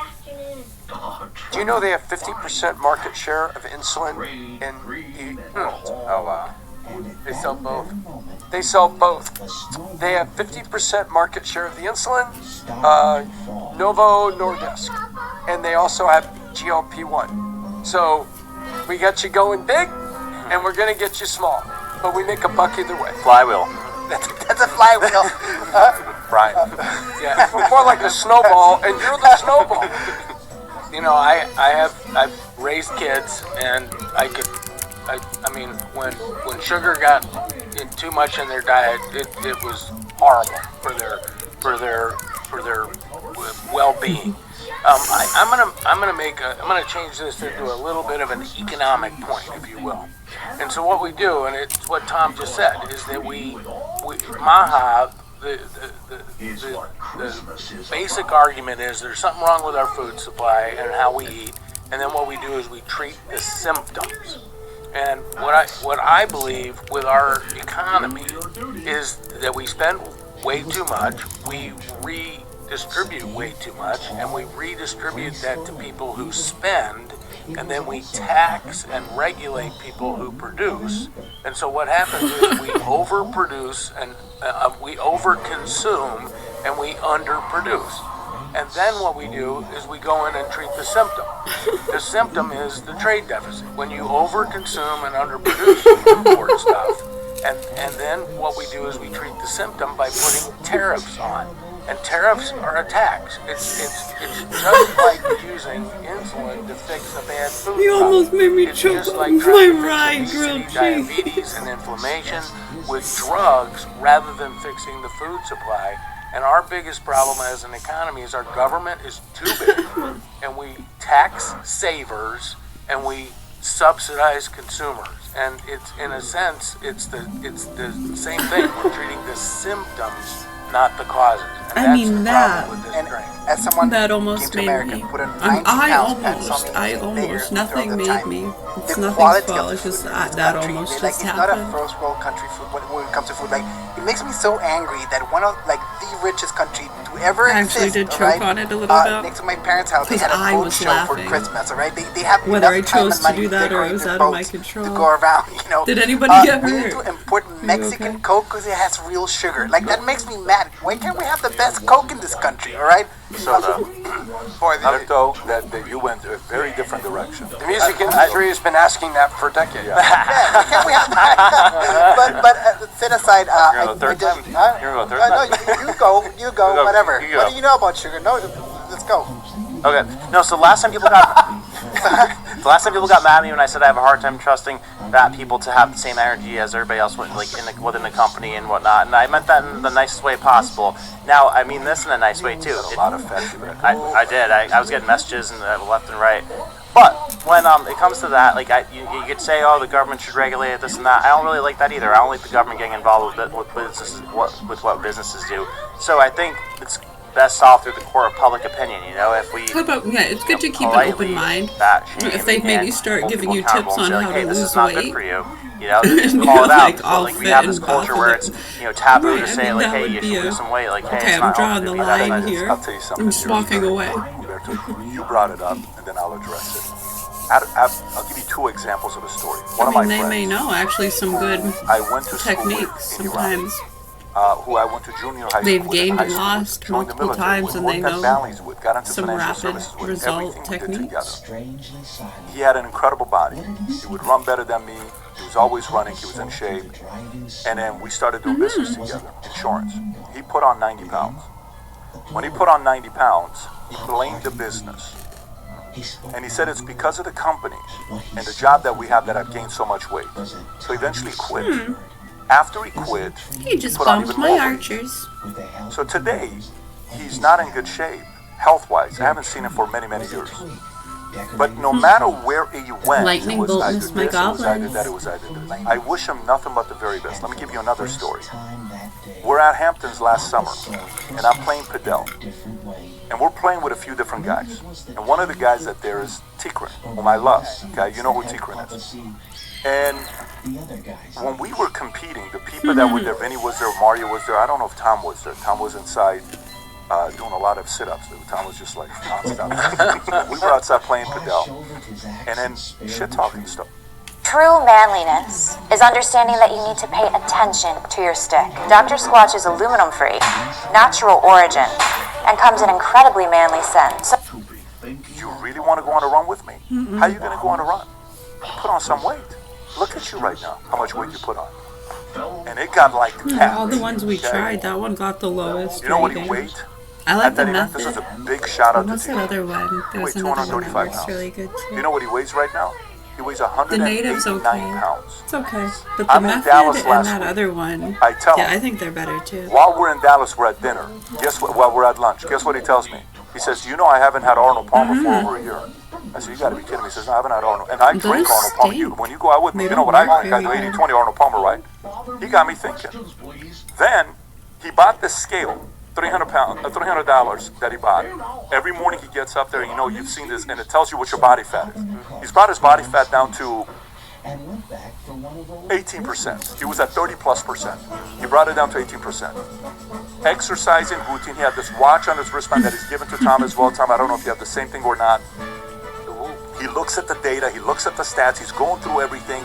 But the biggest part is he became serious about his health. He became serious about his health. We can joke about stuff like this as much as we want. And then we have to realize sometimes the biggest thing, like if you really want if you really love your family, you have to take care of your health, not only for you, but also for the people around you. You know, if you really want to move up with your career, they're going to offer stuff like this for the rest of their lives. Guess what? Everybody has access to drugs, alcohol, food, cheesecake, ice cream. We have access to all of it. But we have to get more serious about our health, because no matter where you go, you can always find an alibi to say, that's the reason why this didn't work out for me. I don't subscribe to that mindset. I don't think it's going to work out for any one of those guys. So no matter what this product is, there's going to be plenty more products like this that we can take that could destroy our lives. And I hope we don't do that, and we make the decision to make. I just screwed myself goofing off on that play. This was a good podcast. I just wanted to go through one more story, but I have and I had 666 again, for some of you guys, just so you know, the moment we launched the merch today with the different country hat merch, Shopify's been down for an hour and a half. 3 times with those plays. I tweeted at the moment we started the podcast. People from Shopify contacted us. The entire Shopify worldwide was down. It's back up. So for some of you guys that went and you couldn't place your order, you can officially go to VTmerch.com to place your order. Shopify is back up. It wasn't our store. It was Shopify that was having the issue. You can go on Twitter and read some of the stories I was reading about you were on. But get your order, especially with the big tournament that's coming up here in the summer. You'll be able to represent your country and with the hat, and that it says Future Looks Bright, and start a conversation. Brian, it was great having you on. That story was phenomenal that you shared. Wherever this millionaire is at, that I believe is with Goldman Sachs. Good for you, buddy.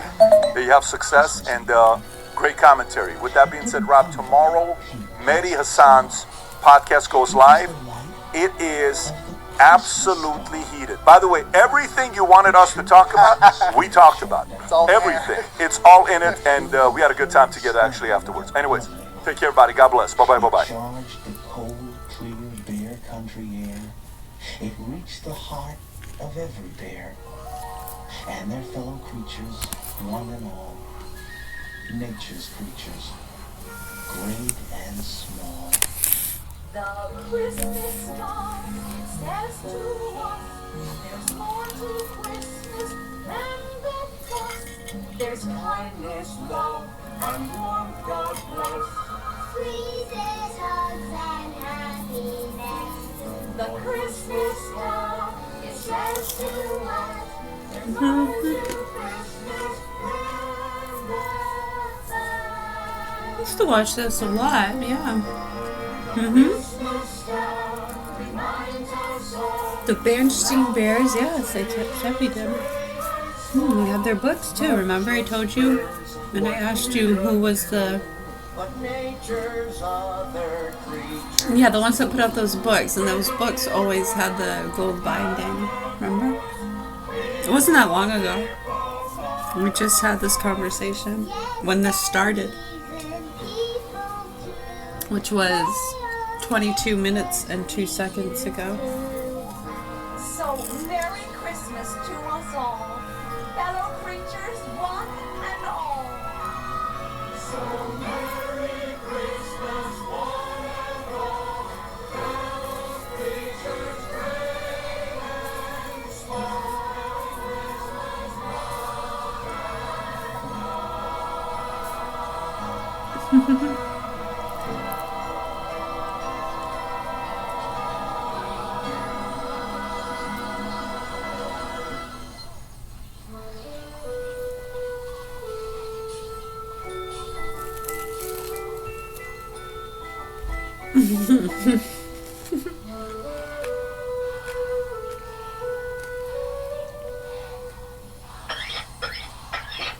Pop, I'm not thinking of Mother's Day. How about the salmon? How about it? Your remark shows wit and perception. But in the case of the salmon, we'll make an exception.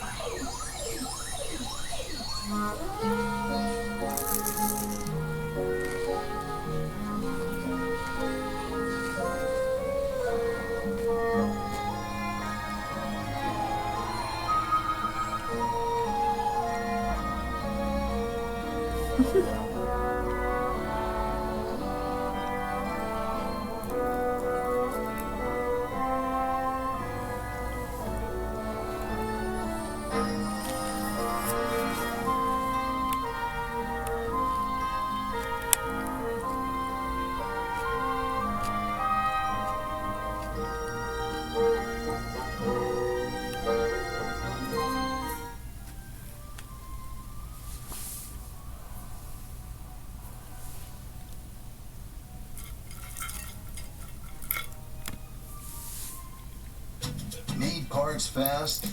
Need them now? We're O'Reilly Fast. Just one part that makes O'Reilly stand apart.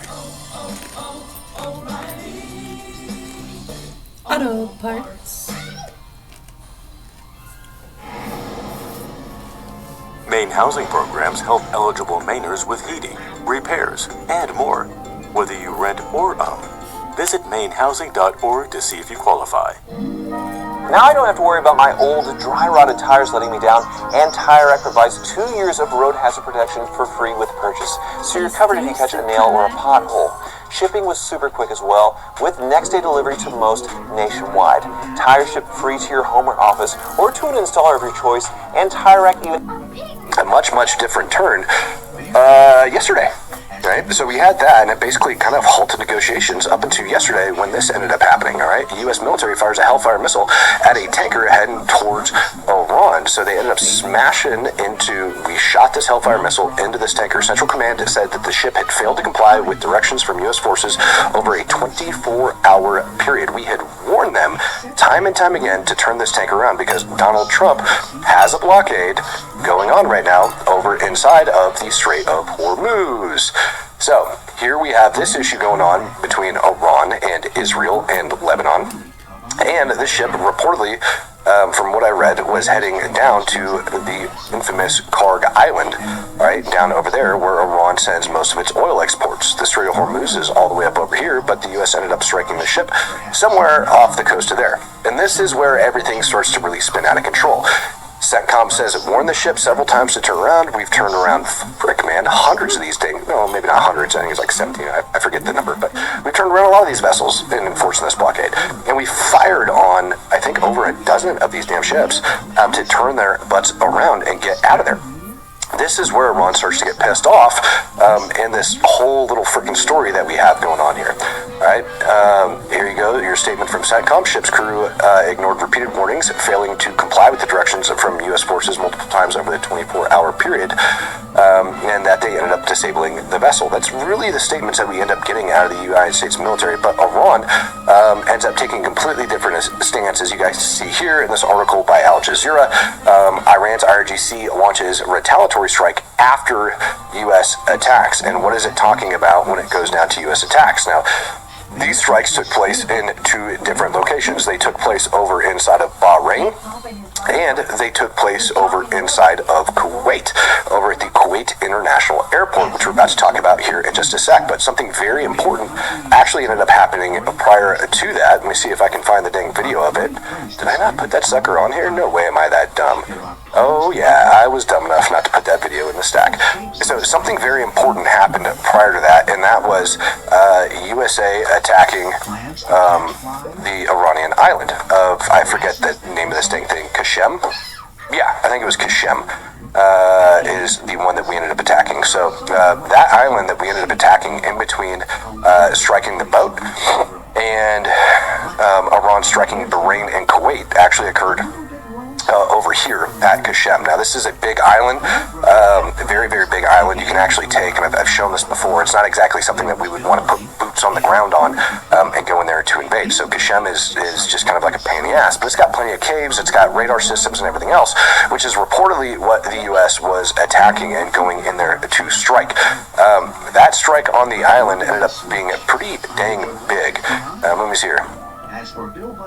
That's the tanker.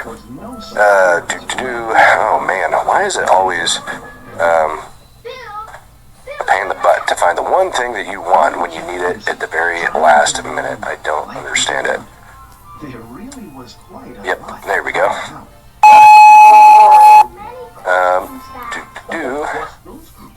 Where does it keep?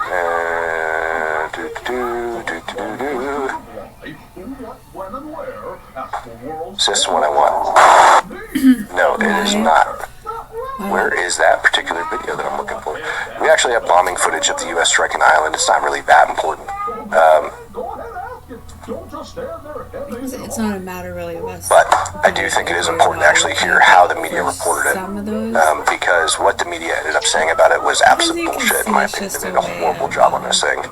Putting it out. Here we go. We're we're kind That's of not aware right. of Let's those that go may be here.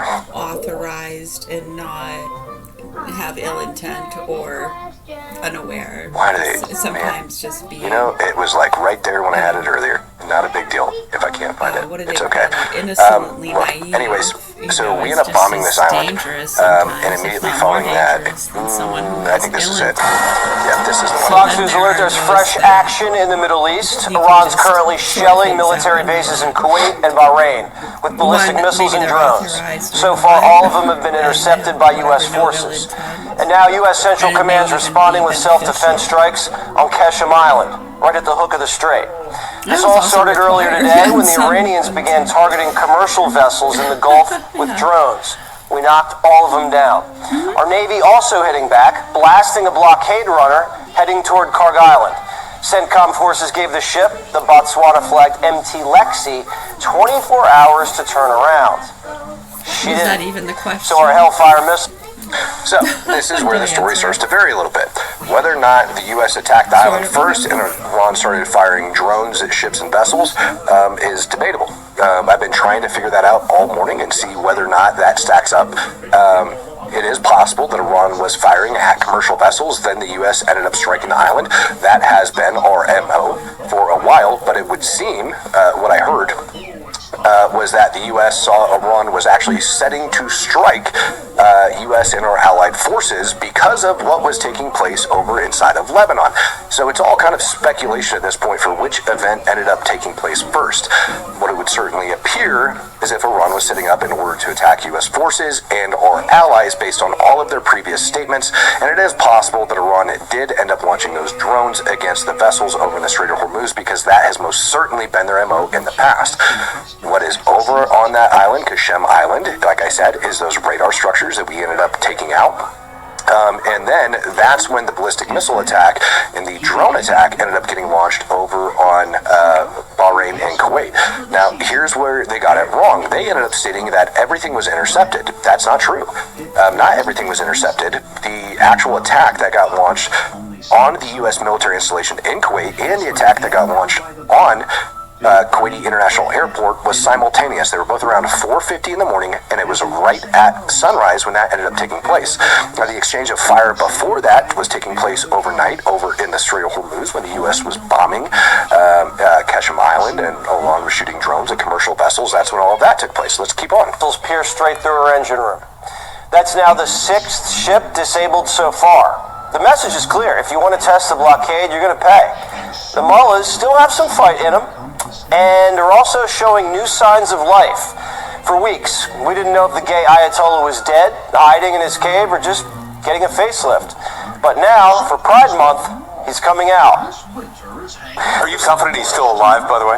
Yeah, I think there's indications that, in fact, we've not heard from him publicly. We haven't seen him publicly, and I would imagine, given what's happened to multiple leaders in that system, being very public is probably not something that's recommended for them internally. Now this is a real kitchen.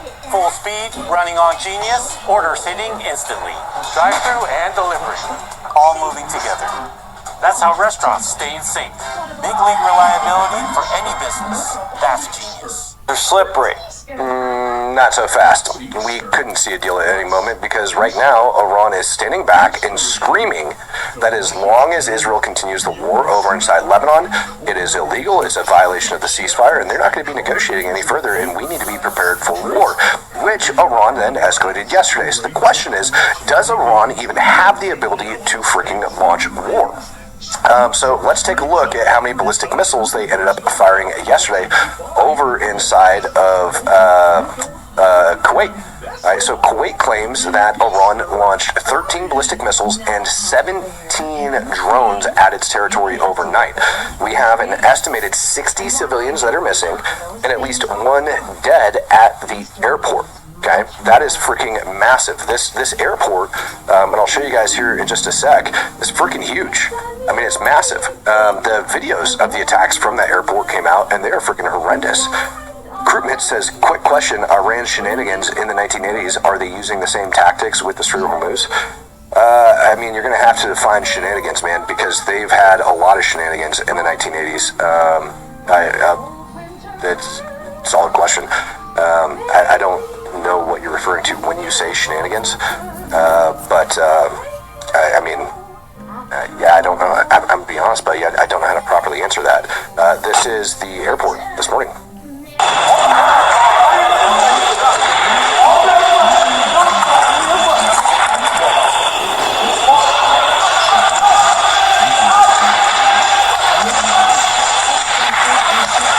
هذا الحريق هذه مسيرة طاحت هني فوق أمل الكويت. Yeah, so when we take a look at this air, oh, you know what? I think I know what you're talking about when you refer to Iran shenanigans.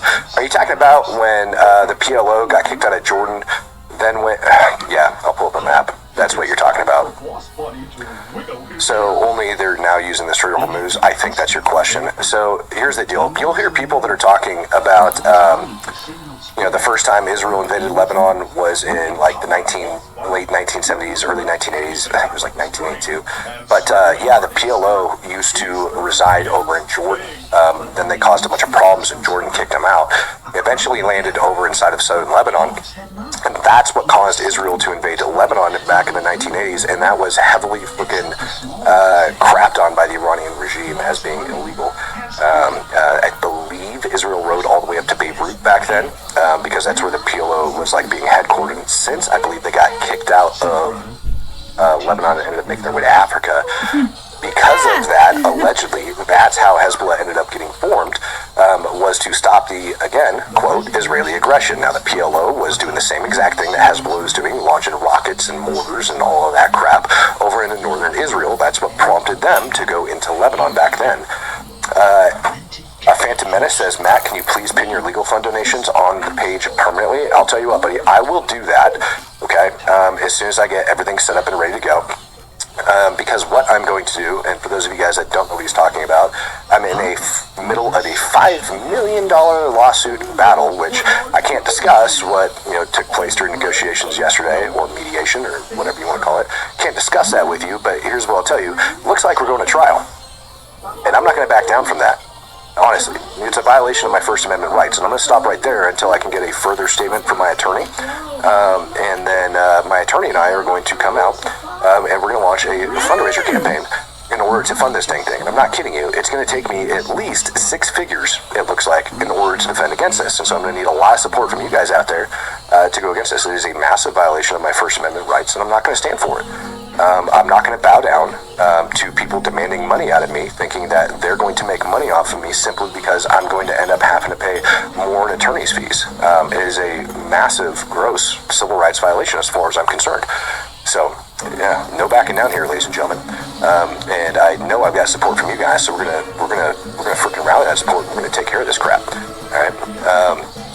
Yeah, so I showed that last video of the Kuwait airport. CENTCOM made a statement and said an additional wave of Iranian drones attempting to attack U.S. forces in Kuwait failed to impact intended targets tonight. U.S. CENTCOM air defenses successfully downed multiple drones and ensured American personnel and or assets were safe.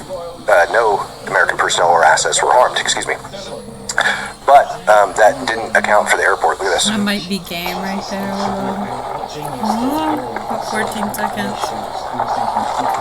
Might be able to get those hogs in there.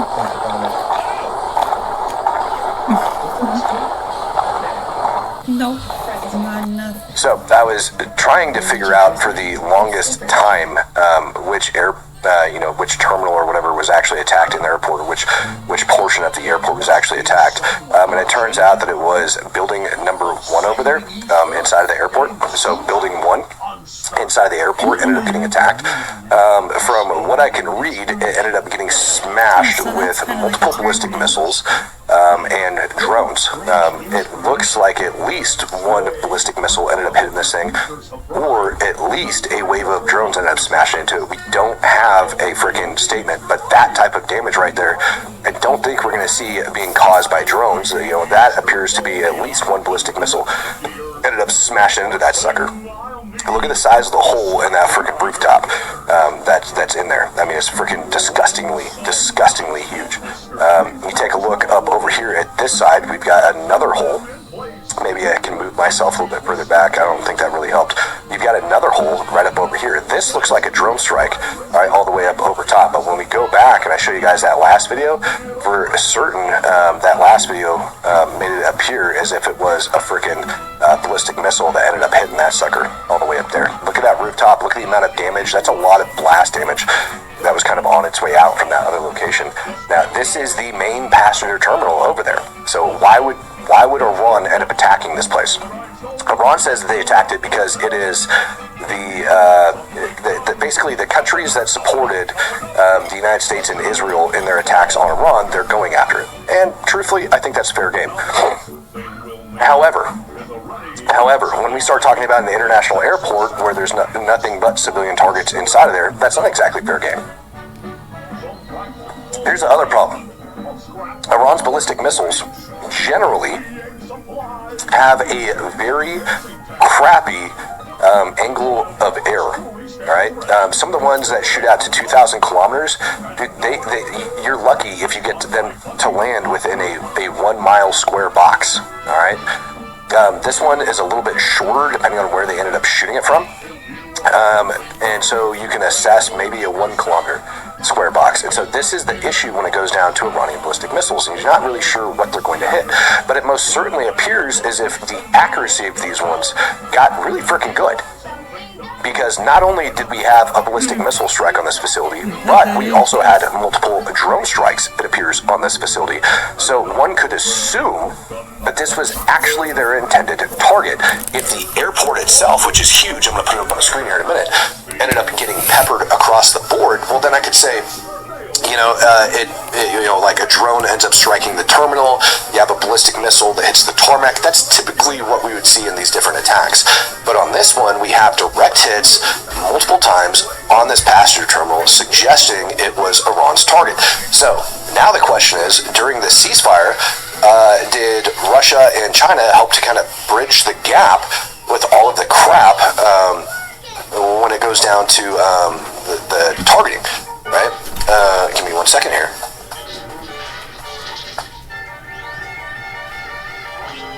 Did Russia and China help to kind of like bridge that gap when it goes down to the targeting of this place? And I think the answer for that is going to be yes.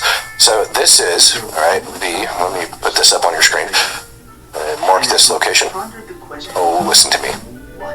Add place mark here. Let's see. Iranian ballistic missile attack. What was that? 0603. So we're going to go ahead and label that right now. And put the appropriate icon on there. Boop, and make sure it is the appropriate color. So I'm just going to update this as I go with you guys. So, done. Alright, so now the question is, because of where that's at, I'm going to show you guys the terminal here in a sec. Most of these, alright, that are being fired are actually being fired from up here, okay? And some of them are being fired from all the way over here at this IRGC base. So there's two main ballistic missile sites that Iran still has that are quasi-running, and it has to do, and I've showed this before because people are like, well, how the hell could they get away with this? And it's very easy for Iran to get away with this because of the storage that they have on these, which is why myself and several other people think that it's absolutely imperative that the U.S. actually resume striking some of these locations. Look at that rock mountain, just like solid freaking rock. And these cave entrances, they're going into it, okay? So what they do is they store their ballistic missiles inside of these different caves, which make them extremely difficult to freaking target. Extremely difficult to target by the United States. And it's not that we can't do it, all right? It's not that we can't. It's that it's just how do I want to say this? It's freaking rock, man. So it's a kind of a pain to get in there. I'll show you guys this other one here in a sec. Krupman says Iran mined the Persian Gulf and stuff in the 80s. Fat Electrician did a show on it. Title was Proportional. Yeah, I mean, it's the same crap, man. Yeah, it is the exact same crap. Lambo76 says, here's 50 for my birthday. I turned 40 yesterday. Well, congrats, Lambo, and thank you for the donation, my friend. It's good to be back in the saddle after being gone for a couple days. And dude, it never fails. Like the day I leave, all of a sudden, the freaking war starts popping off over there. Like it seems like every freaking time I have to travel for business or whatever, that an attack ends up taking place. this. I'm so pissed because I know you guys are sitting there be like, where's Matt? And I'm like, I told you guys I was leaving, but not everybody gets it. And so some of you guys tune in, some of you guys don't monitor Discord, some of you guys don't monitor other things, and so it's just a pain in the butt, dude. But dude, seriously, you guys, thank you for those donations and stuff. They all help out greatly. That is essentially what keeps the channel running, is you guys and your donations. You guys are able to keep me very freaking well funded to be able to do these types of things. So thank you guys very much for doing that, because it's a lot. You know what I mean? It's a lot. You know, just to give you guys an idea, somebody asked me in the Discord yesterday, they're like, dude, why haven't you started a freaking donation fund for the legal defenses? And it's because I don't like asking for help. That's a big problem. I've currently put, I think, how deep am I? 30, 60, somewhere around probably like 70 grand cash. 70 grand cash into legal defense over the last, I don't know, 6-7 months. It's a lot. I've thrown a lot of freaking money on all this crap. And some of it I didn't have.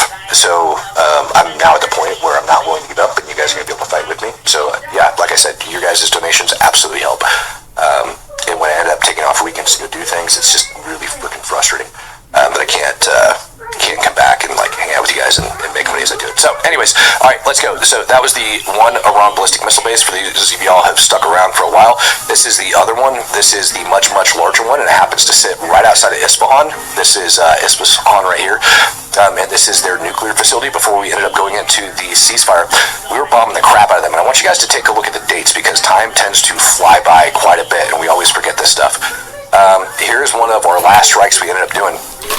Ammo strike on 4-1, ammo strike on 4-2, firing positions and all of this other crap, 328, all of those things, man. We were freaking smashing the crap out of them right up until about April. And I want you to look at the date. It is now June 3rd. So for 2 months now, we've been sitting around April and May. It feels like for about 2 months, these sites have been allowed to breathe.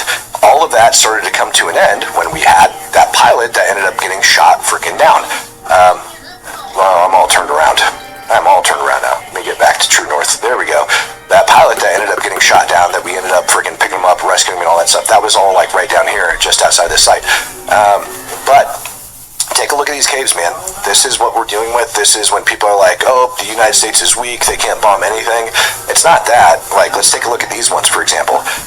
Here is multiple cave entrances that Iran has that's built into these mountains, all right? And this is where they're storing those ballistic missiles. And so that's kind of what makes this so dangerous for us to let the pressure off of them, because they're able to get everything prepped within these caves, wheel those suckers out, and then start launching this crap. And when the U.S. isn't overhead, prepared to strike them, they're able to get these dang things off before we can do anything about it. Crewmen stop leaving then. My oil ETF is bipolar because of you. Oh man, I'm so sorry.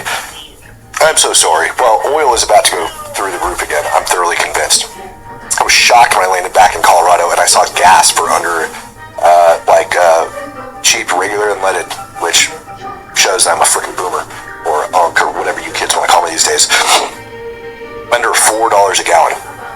Under $4 a gallon in Colorado now. I was shocked. I was leaving the airport last night, saw it on the freaking sign. I was like, under $4. And I saw all this crap going on as I was getting out of the airport, which again, my flights ended up getting delayed, thanks Southwest. But I ended up seeing fuel that was down that low, and I'm on the airplane with garbage Wi-Fi, flipping through it, being like, what's going on down here? Yeah. I mean, it's freaking troubling.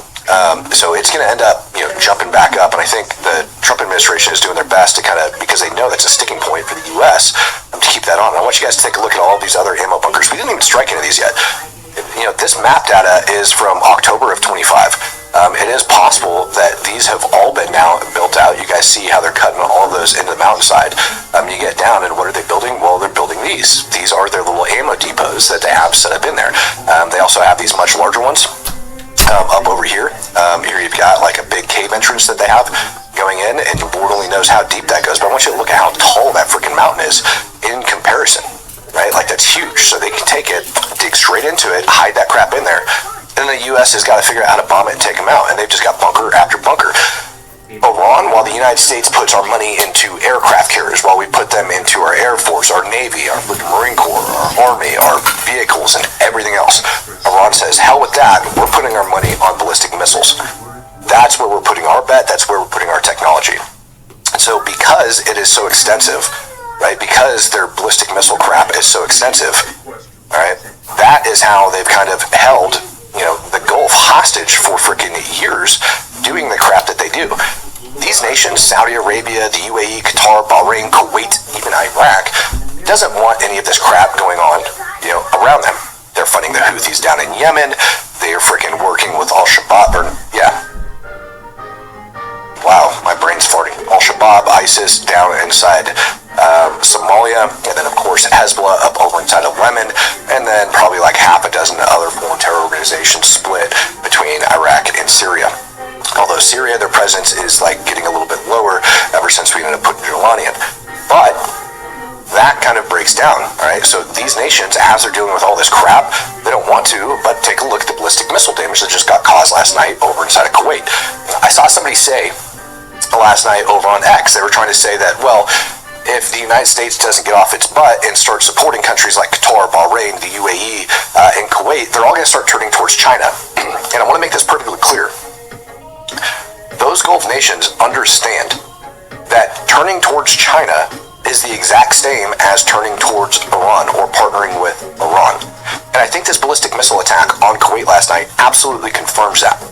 Right? Because of, number one, the accuracy. I wouldn't be surprised if China, Russia, or any of their intermediaries were able to get some better guidance packages, better freaking data, map data. We saw China that was actually reporting map data for the longest time on U.S. forces across the Middle East. I think during my downtime today, what I'm actually going to do is I'm going to go over back to my map and I'm going to update it with all the U.S. bases across the Middle East and where we've got all of our stuff stored. We've got stuff over in Riyadh, we've got stuff in the UAE, we've got stuff in Kuwait. Hell, dude, here, what do we have? May 12th, the IRGC incursion over on this tiny little freaking island, Boobian Island, right, where the U.S. reportedly has forces, okay? They launched an incursion over there likely to freaking kill or capture U.S. troops, and that's when they ended up capturing multiple IRGC officers with several that ended up getting away. These countries don't want to deal with this crap. They're over this shit. They don't want to deal with Iran. So trying to bring that up and state that that's kind of how it is, you're dead wrong. Like, absolutely dead wrong. I want to show you guys something before anybody wants to come back and claim that I absolutely don't know what I'm talking about. Let's see here. I warned everybody about this a long time ago. Long time ago. Let me go back in time here. It's January 29th, January 13th. Alright, so January 13th. I'm sorry, January 4th. I made this post on January 4th, 2026, and I had people tell me that I was absolutely freaking batshit crazy for coming up with this and saying that was going to happen. January 4th, first Venezuela, next Iran.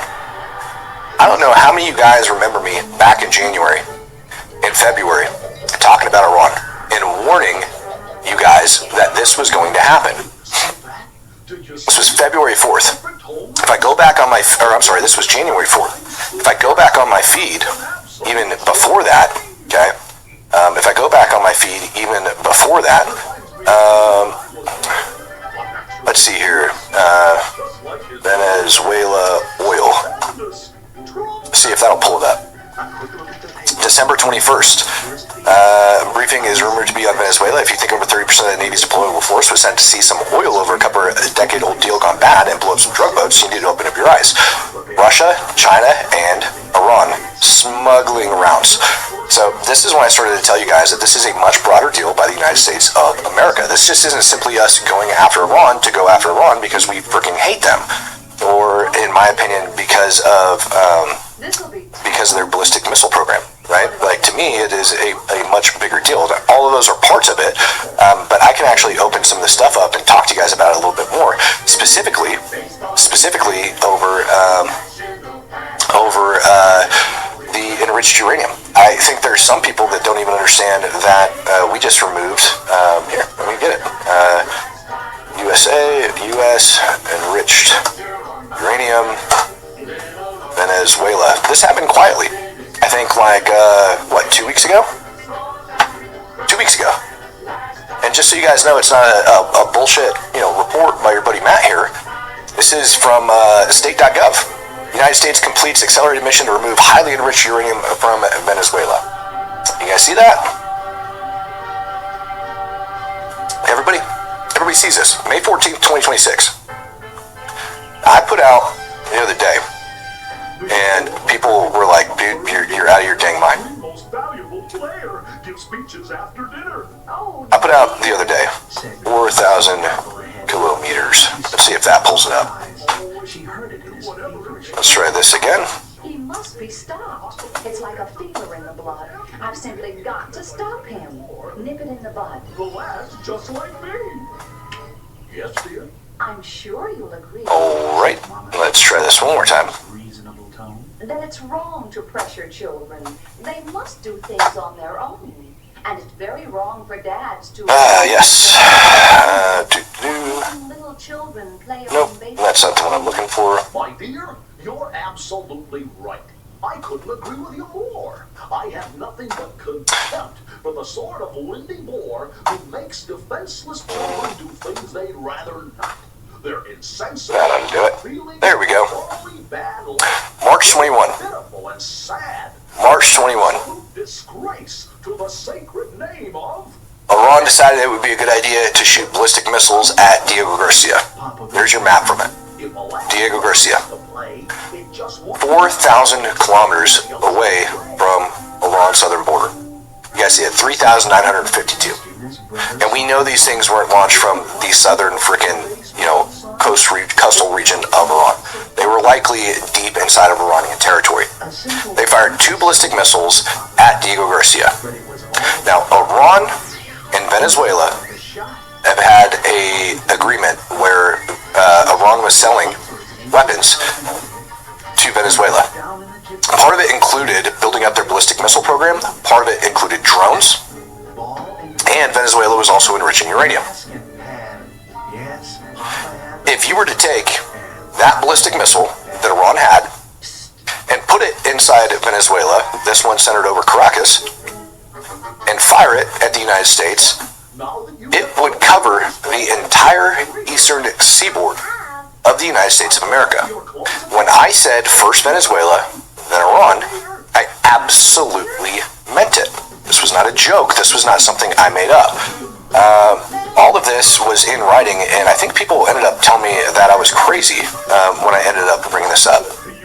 So I'm really happy now that we've gotten to this, because I ended up reporting on this in a while. January 7th, the Bella 1.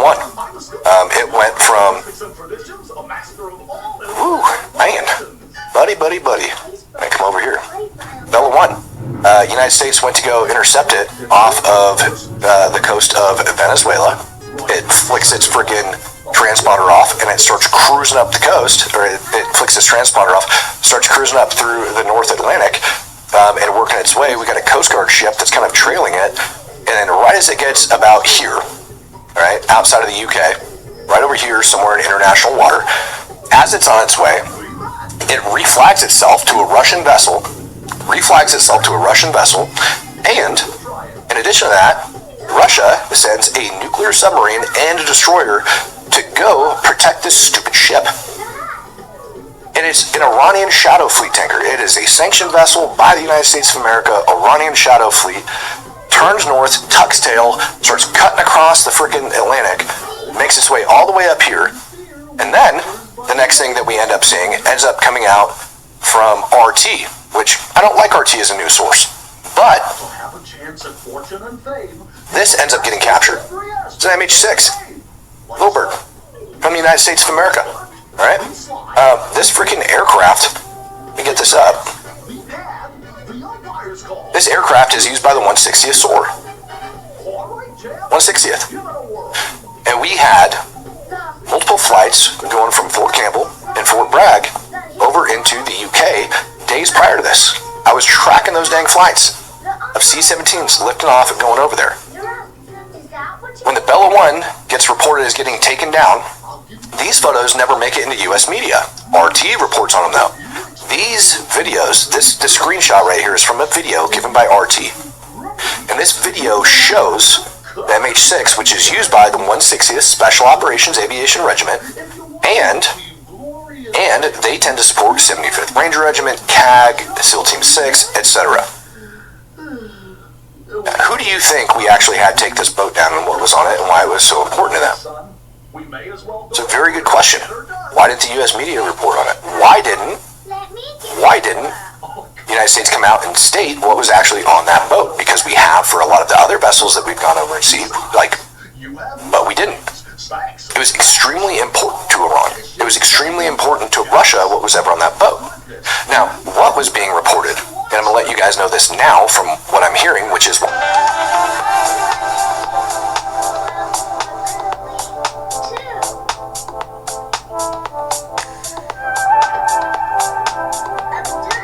guys have been asking me about it, so I looked into it. And I think this is very important for you guys to understand. While all of this was going on inside of Venezuela, what the reports are that I'm hearing from my sources is that Cuba was receiving the Shahed drones. Those capable, obviously, just measure this out. Attacking the United States. Sister asked Mama Bear. That's it. 352 kilometers. From frickin' Cuba over into Florida. Well, it's just the way it's always been. This is why the U.S. is now dealing with Cuba. This is why the U.S. is now talking about it. This is why the U.S. is now getting after it. Additionally, and this is what I found really interesting, there was a guy over on X the other day running through Spaces, and he actually asked me how to destroy drones on an airfield. Like, what's the best way to take them down? Then, there's reports that come out of Cuba.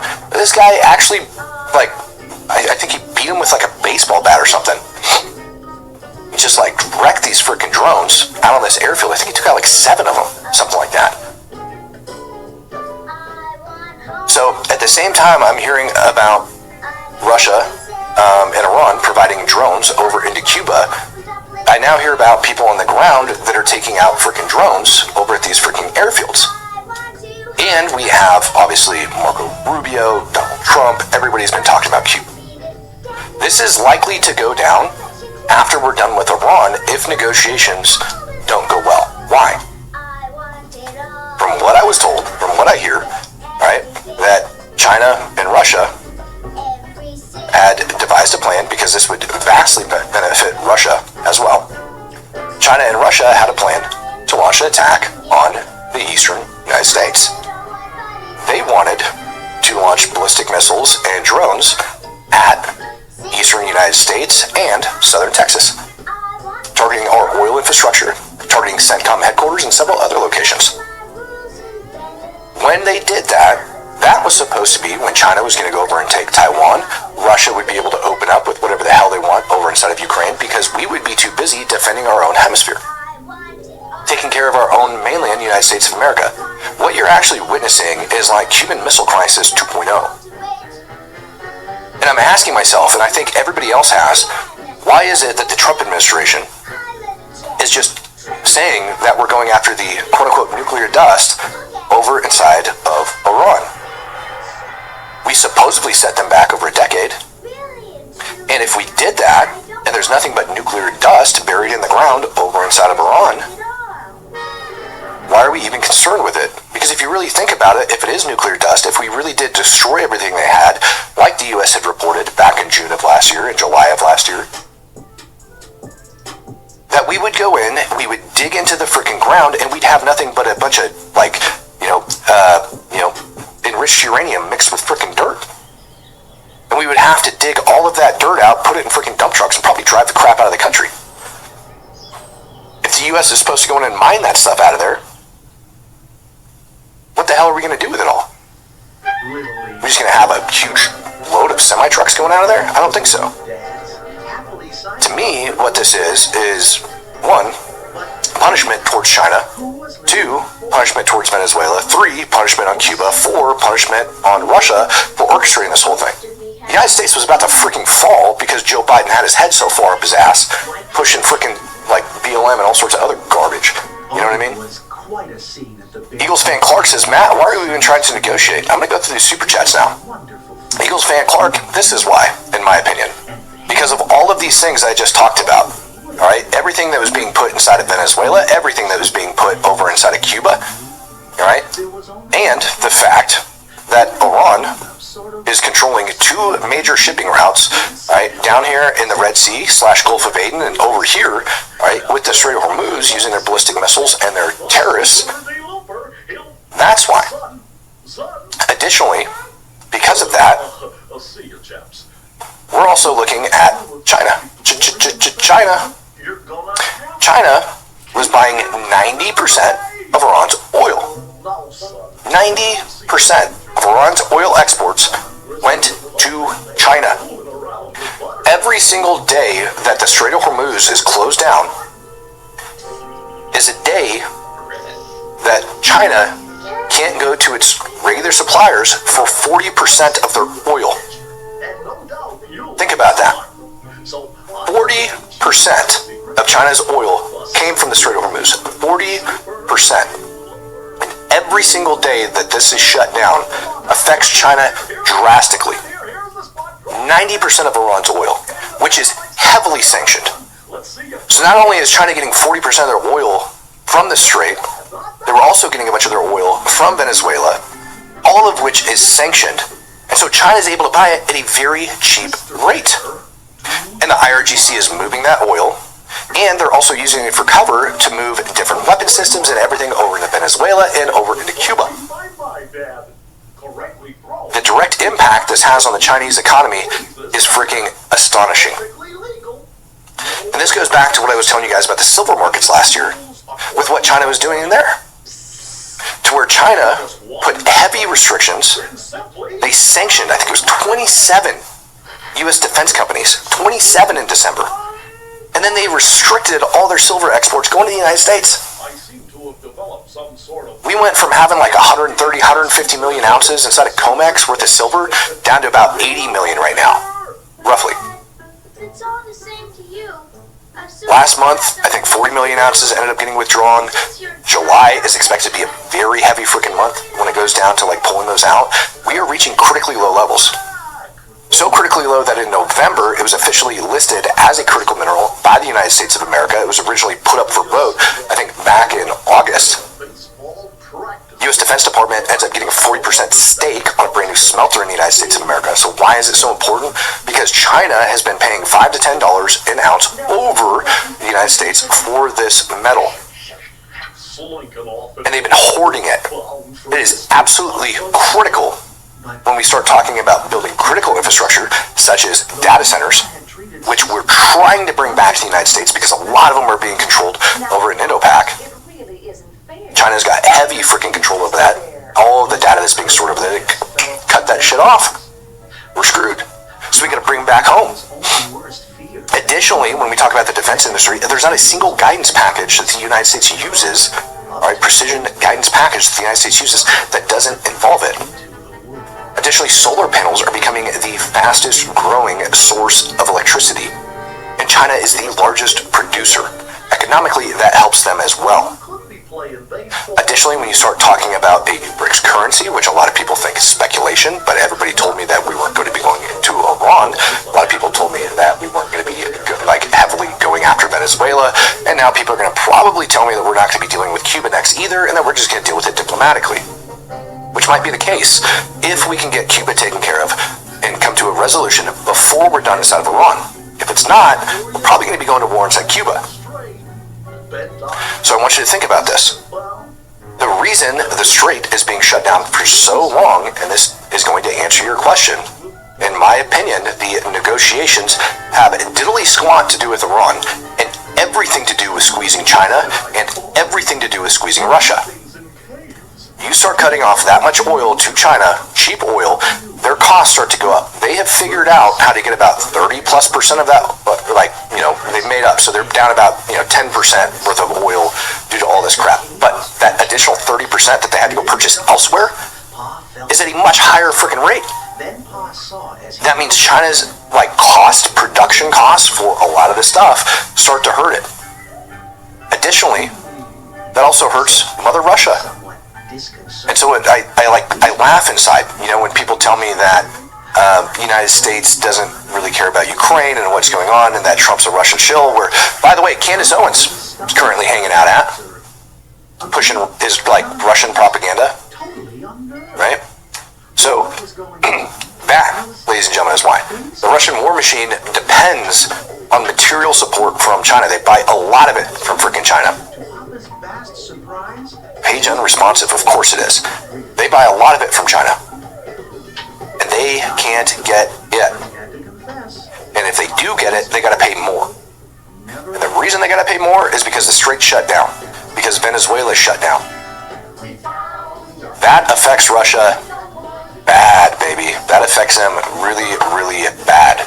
I don't know what they plan on doing, to be honest. And I think it's gonna piss Putin off. And he might start reacting a little bit crazy. There was another attack over inside of Ukraine this weekend.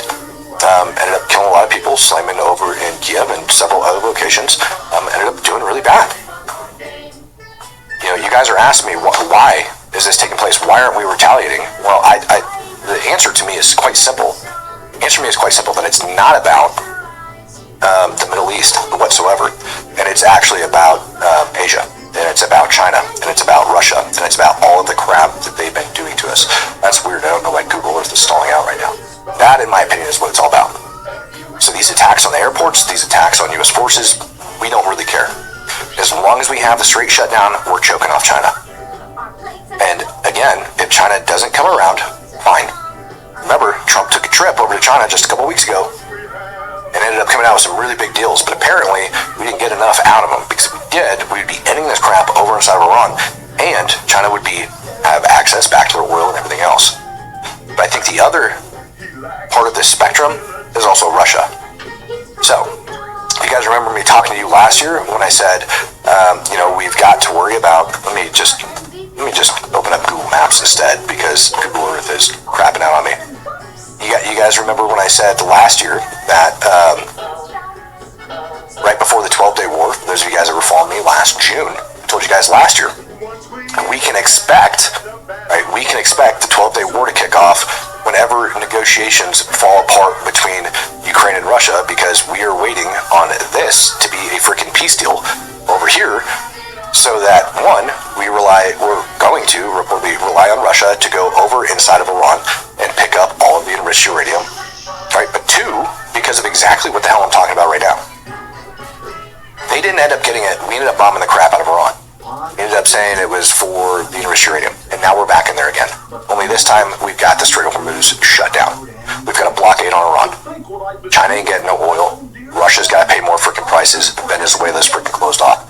This, in my opinion, is retaliation for Russia not doing what they're supposed to do, and China and Russia and Iran all coordinating to set up attacks on the United States of America to keep us freaking busy.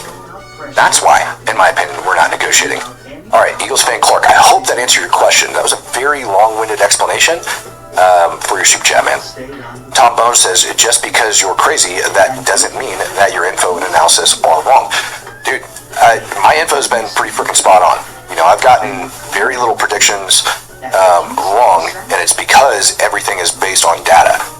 There is this factor that I can't control, which is the timing, right? And I've made that very, very clear. The factor that I can't control is the timing of when all of this goes down, how Donald Trump ends up negotiating all of this crap, because there's a lot of players involved.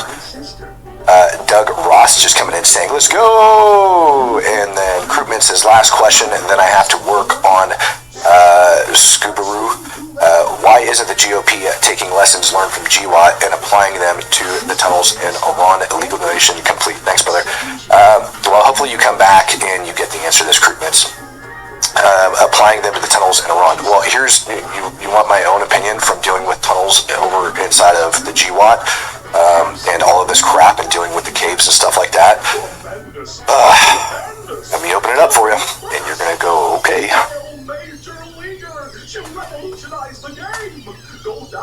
We'll answer your question, sir.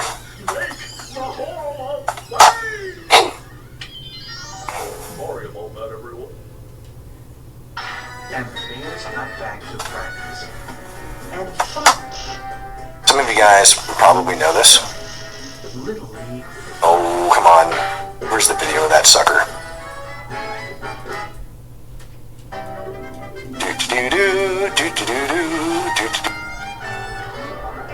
With brother pitching and sister at second.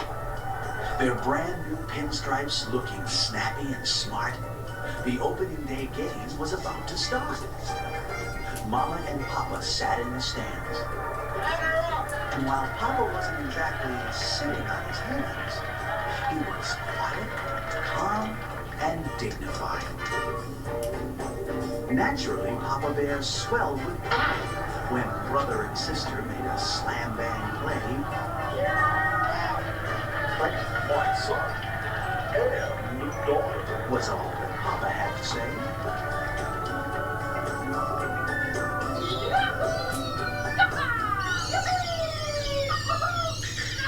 When my mom was receiving her cancer treatment, she hid heart-shaped notes for us to find.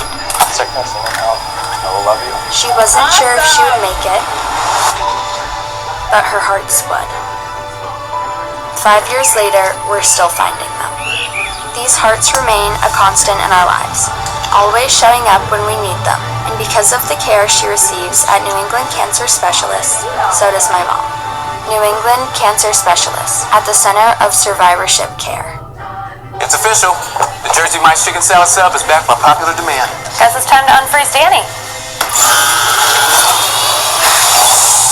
Hey, I said keep me frozen until the chicken salad sub is back. It is back. Is it still made fresh in store and loaded with slow roasted whole white meat chicken? Yep, still the same. I can't move my arms. How long was I in there? 60 years? About 11 months. The chicken salad sub is back for $8.95 for a limited time only at Jersey Mike's.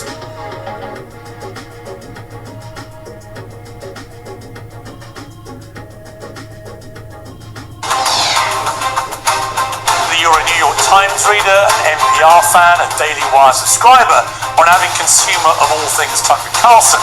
For several months now, there's been no avoiding the subject of Nick Fuentes. And let's be clear, the main reason you're hearing about him is because he's popular. A large number of people, especially young men, are interested in what he has to say. What that says about our society and our culture is the subject of ferocious debate. For many people, it's a grave indictment of an insidious immorality.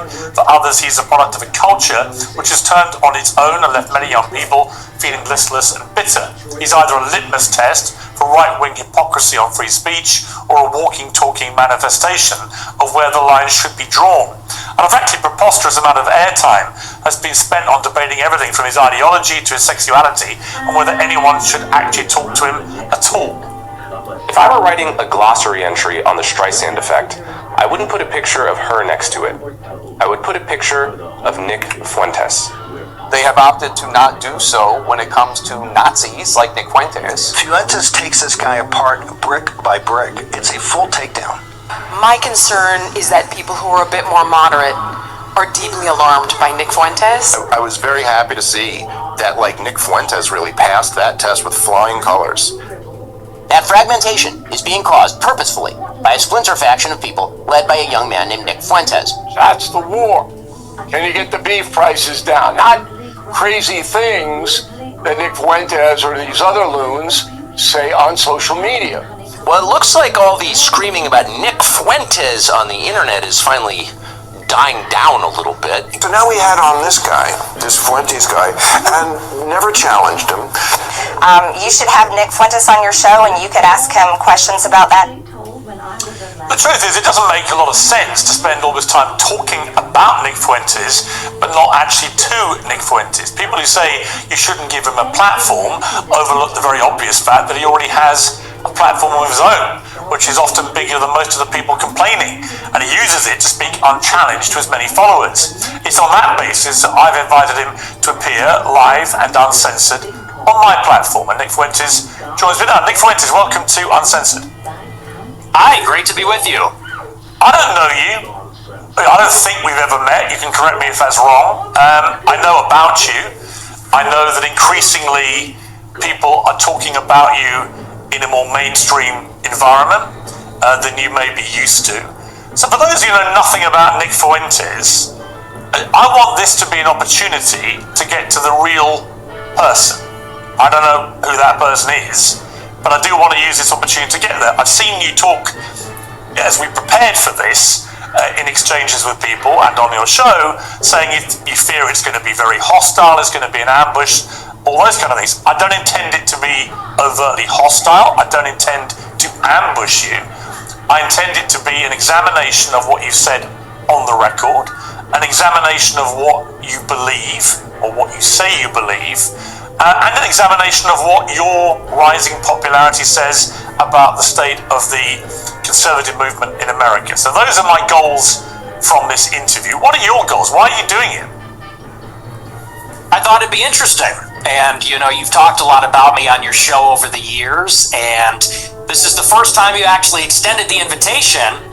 I think it might be the second, actually. I think we talked about doing it during A24 a few years ago, but you've talked a lot about me with the panel, and now you've extended the invitation to talk to me, and I think it'd be interesting for me to maybe clarify some positions and maybe get to know you a little better as well, so I'm looking forward to it.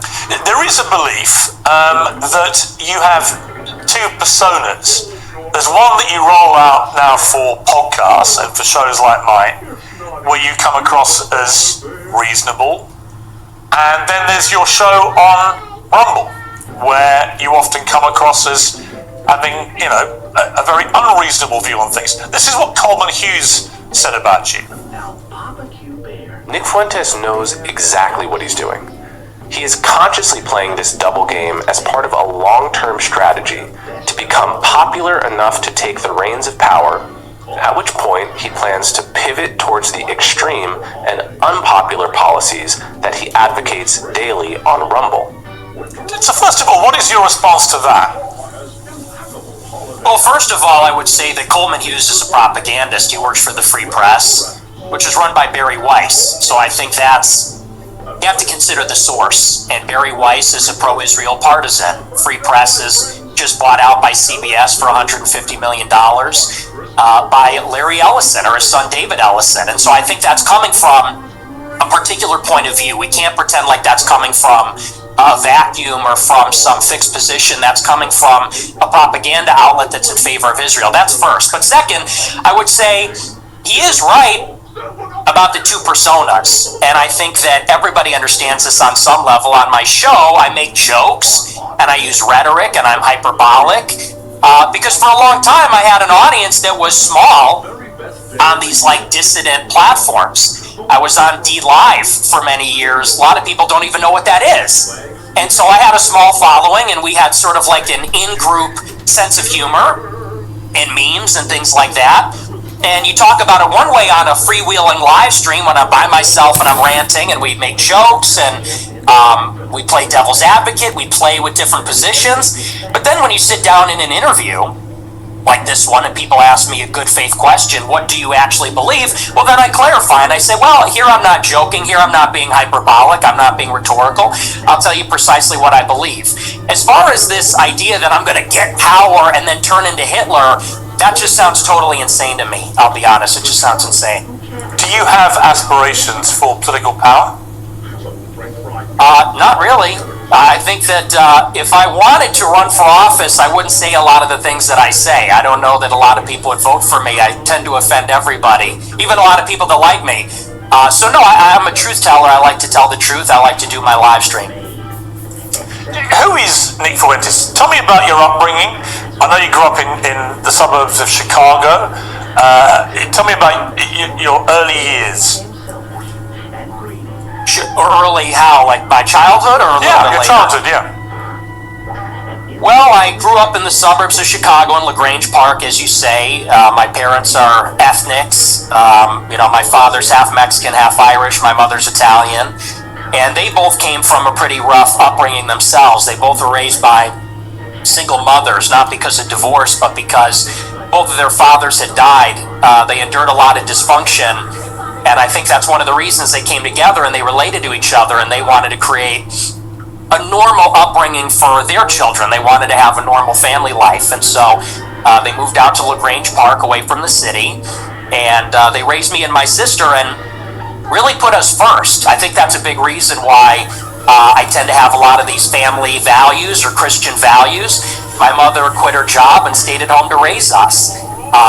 And so I have a very close relationship with my parents, with my sister. We're a very tight family. And we grew up in a pretty idyllic town. And maybe we can sort of get into a conversation about politics from this. I loved my upbringing. My mom stayed at home. My dad was working. We're in a mostly white suburb in Chicago. Everybody was maybe half Catholic, half Protestant. It was a baseball town. I played baseball for many years.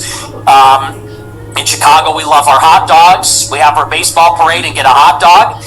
And so I love where I came from. I love the city. It's a working class city. I love the people here. They're very good, humble, down-to-earth, decent people.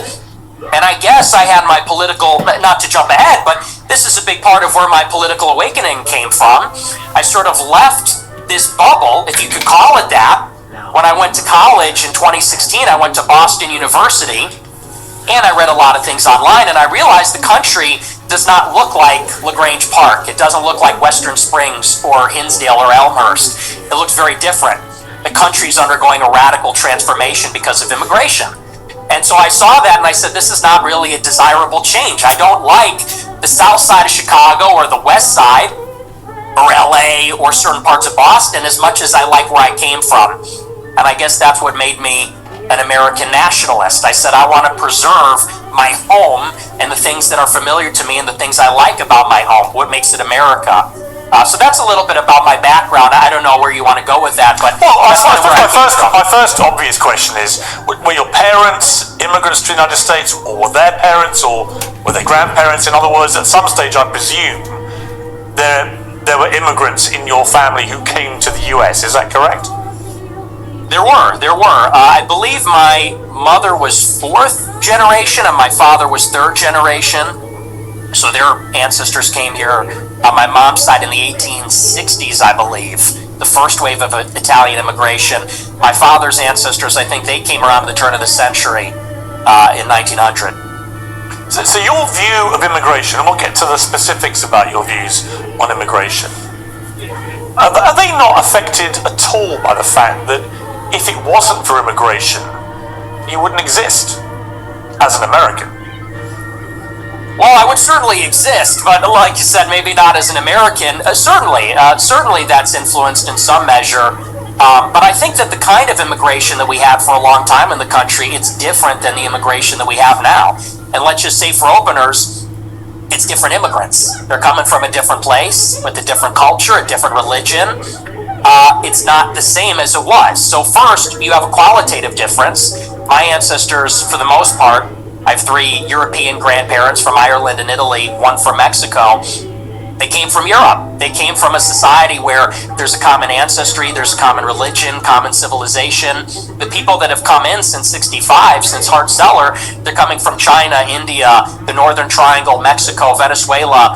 And so first, they're just different people. Secondly, it's a quantitative difference. There's way more, and it's an unceasing, always increasing wave. For the first 3 or 4 waves of immigration, you would have a major influx of immigrants and then it would stop. And then you'd have another wave and then it would stop. This one, it just keeps going up for 35 years, and it's too many. So that's really where I would draw the distinction between maybe where I originate from. I would even just simply call that immigration. What this is an invasion. It's a completely different policy. But you mentioned Mexico in that list, and your father is half Mexican. So yeah, I mean, by your criteria, part of the invasion would include your father, presumably, and his immediate descendants who came from Mexico. Not really true, because when my father's ancestors came here, it was a small fraction of the total immigrants that came from Mexico. I don't believe that we should have 0 immigrants forever, or even 0 immigrants from non-white countries. But you have to draw the distinction. My father's father, he was here in the 40s and 50s. It was his parents, or I believe either his parents or grandparents, that came here even earlier. Up until 1965, 90% of the immigrants were coming from Europe. I have no problem with that. If we have 10% of them coming from Mexico or Latin America, maybe that's reasonable, but that's not what it is now. Now you've got 10 million illegals in 4 years under Joe Biden, and you got millions more legal immigrants from China, India, Venezuela, El Salvador, and it's so many with no break for assimilation, and they're all from non-white countries. It's transforming what America is, and again, that's the distinction. That's what makes it unacceptable.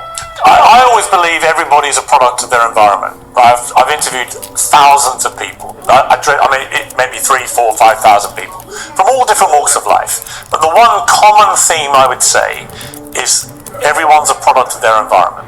And I was reading some stuff about you in the last few days. There was an episode of your podcast where you talked about your father, Bill Fuentes, and how you wouldn't take the family, including you, to certain restaurants because he believed they were associated with African Americans. We would be deciding where to go to eat, he said. What are we going to do for dinner tonight? It was a running joke. Me and my sister would say Applebee's, and my dad would say we would never eat at Applebee's. Not in a million years should you be caught dead, Fuentes said about Applebee's. Go to a different restaurant, a local restaurant. No Applebee's, no Red Lobster. That is commonly known as black fare. And you also shared another story about your family and restaurants. It said, before me and my sister were born, my family had a saying about Olive Garden that contains the N-word that we're not allowed to say. So my question, based on that anecdote that you say on your own podcast, is, do you think you grew up in a racist environment, that your father was inherently racist, and that thought process moved to you? Well, I would say it's a new low. I've been attacked for being a racist many times, but to attack my father, to attack my parents based on anecdotes, I would say that's sort of a new low. Hang on, it's your anecdote. Yeah, but he's not here to defend himself. You are. And my parents are. You told the story. And I will, and I'll I'm not trying to ambush you. As I said at the start, Nick, to be clear. No, it's not an ambush, Nick, to be clear, I'm not ambushing understands. you. I'm literally reading an anecdote that you revealed on your podcast. It's you that's put it in the public domain. I know. I'm simply asking you whether my assessment of that, which is that your father didn't want to take you to certain restaurants because of what you refer to as, they were commonly known as black fare, whether that attitude to African Americans in that instance permeated to you. It's a reasonable question.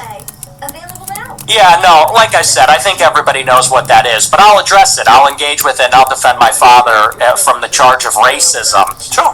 No, my parents are not racist, and they've never been racist. I'll tell you about my parents. They used to have a school in Chicago in the South Loop where they instructed people on how to shoot firearms. It was a security school, and most of the clients were black. And I believe actually one of their clients was Larry Hoover's son at one point, sort of a funny story. And so most of their clients would come in from the south side of Chicago. My grandmother, she grew up in the projects in the city. And so my family, being in Chicago, being ethnics, being Italian, Irish, Mexican, in the west side on Taylor Street, all over the city, my family for many generations have lived near and around black people. And look, my views about black people and their views about black people are shaped with experiences with black people. And what they will tell you, what my parents would say if they were here, is that for many, many years, the older generations of black people were very respectful, very humble, very decent. In fact, my grandma used to have an anecdote. She grew up in a lot of dysfunction. Her mother was mentally ill, and they would be having dinner in the projects, and there'd be so much chaos and dysfunction and disagreement and fighting, and she would look across the way out the window at a black family in the other apartment, and they'd be holding hands around the table saying grace. And this is sort of the culture that used to prevail. But now what you have in the city is that there's no accountability for the black people, and now Chicago has become a complete dump because these teenagers go out and they take over the city. They call them teen takeovers. That's the euphemism for it. They're teenagers, but they all come from the same neighborhood. They drive up there and they mug people and attack people, and they destroy cars and destroy shops. We had the Festival of Lights a couple of weeks ago. It's supposed to be a family event, and they light up the trees, and they, there's a big parade. I was in the parade one year, and you had a bunch of black people there shooting each other. 7 people shot, a 14-year-old killed in the Magnificent Mile. And I know there's a lot of black people that feel the same way about this. They say, we've lost control of the city, and we're looking for accountability. We have a lot of black people that are always outraged about racism, outraged about attitudes from white people. but they're never ashamed of some of these behaviors, never ashamed of some of the things that go on, and that's why I think there's a lot of negative attitudes these days. And so, again, I think those attitudes, you say I'm a product of my environment, I am, and so are my parents and my grandparents. Unlike you, because you're not even American, in Chicago, we have to live in a big, diverse city where there's a lot of different kinds of people, and I think anybody in Chicago would tell you the same. I live in London. It's one of the biggest and most diverse cities in the world. But it's not the same. Well, actually, it's a big, diverse city. The only difference is we don't have the gun violence because we don't have guns. That's a whole different story. I don't want to get into that with you. I have got into that before. You got a knife problem. You got sword problems. We have problems. You have Aladdin. We have problems with violent crime. I make no pretense of it. So the idea that somehow I'm cosseted in London because I'm not in Chicago. I didn't say that. Well, you kind of implied it, but I guess my point about the environment, I'm not saying you are a product of your environment. I'm saying most people are, in some capacity. When I read that anecdote, it's just to remind you, it's not something I have put out there. You told this story, right? And you said that you said this. We're looping. You said this already. You haven't really directly, I think, responded to it, which is whether your father would not take you to certain restaurant chains because he associated them with black Americans. Is that true? No, well, see here, if you're in America, you would say that Olive Garden is not real Italian food. Applebee's, TGI Fridays, this stuff is a load of crap. My dad was just a food stop, but no, it's got nothing to do with that. My best friend in first grade was a black guy. We're not a racist family, so. Okay, so when you told the story, I'm just curious. So when you told that anecdote, which clearly on the face of it is racist, right? You're basically saying your father made racist decisions about where you would go as a family to eat. Are you saying? I'm just going to ask you a question. Are you saying that when you told that story, you didn't mean to infer that he was racist? And do you understand why when somebody like me reads that anecdote for the first time, as I did this week, I reach a different conclusion? Well, I understand what you're doing, which is a sort of making of a murderer. How did he become racist? Well, his father didn't eat at Olive Garden because he said that's not real Italian food. Hang on, can I? What's with the interruptions? Can I explain? I'm literally reminding you of something you said on your show, which led me to conclude a certain thing. If I'm wrong, tell me. Yeah, it was said in jest as a humorous anecdote, and now you're trying to spin it into a narrative, which is his parents are racist. He comes from a long line of racists. And I think everybody knows, my parents are boomers. And these people come, well, you're a boomer, I guess, too. In a way, 60. right? You were born at what, 19? Yeah, so you're a boomer also. Or maybe you're a Gen Xer, I suppose it's sort of on the cusp. But it's a humorous anecdote. These are kind of the attitudes of baby boomers in society, but you're trying to spin it into a narrative, which is, you're a product of your environment, your dad's racist because of this joke, now you're a racist, and I don't think that's a fair characterization. Okay. People can make their own minds up. They can go back and listen to you say it. I mean, the beauty of what I'm going to talk to you about in this interview is that almost all of it is just going to be reminding you what you have said and asking you what you meant. Your position about that story is that it was a joke, okay?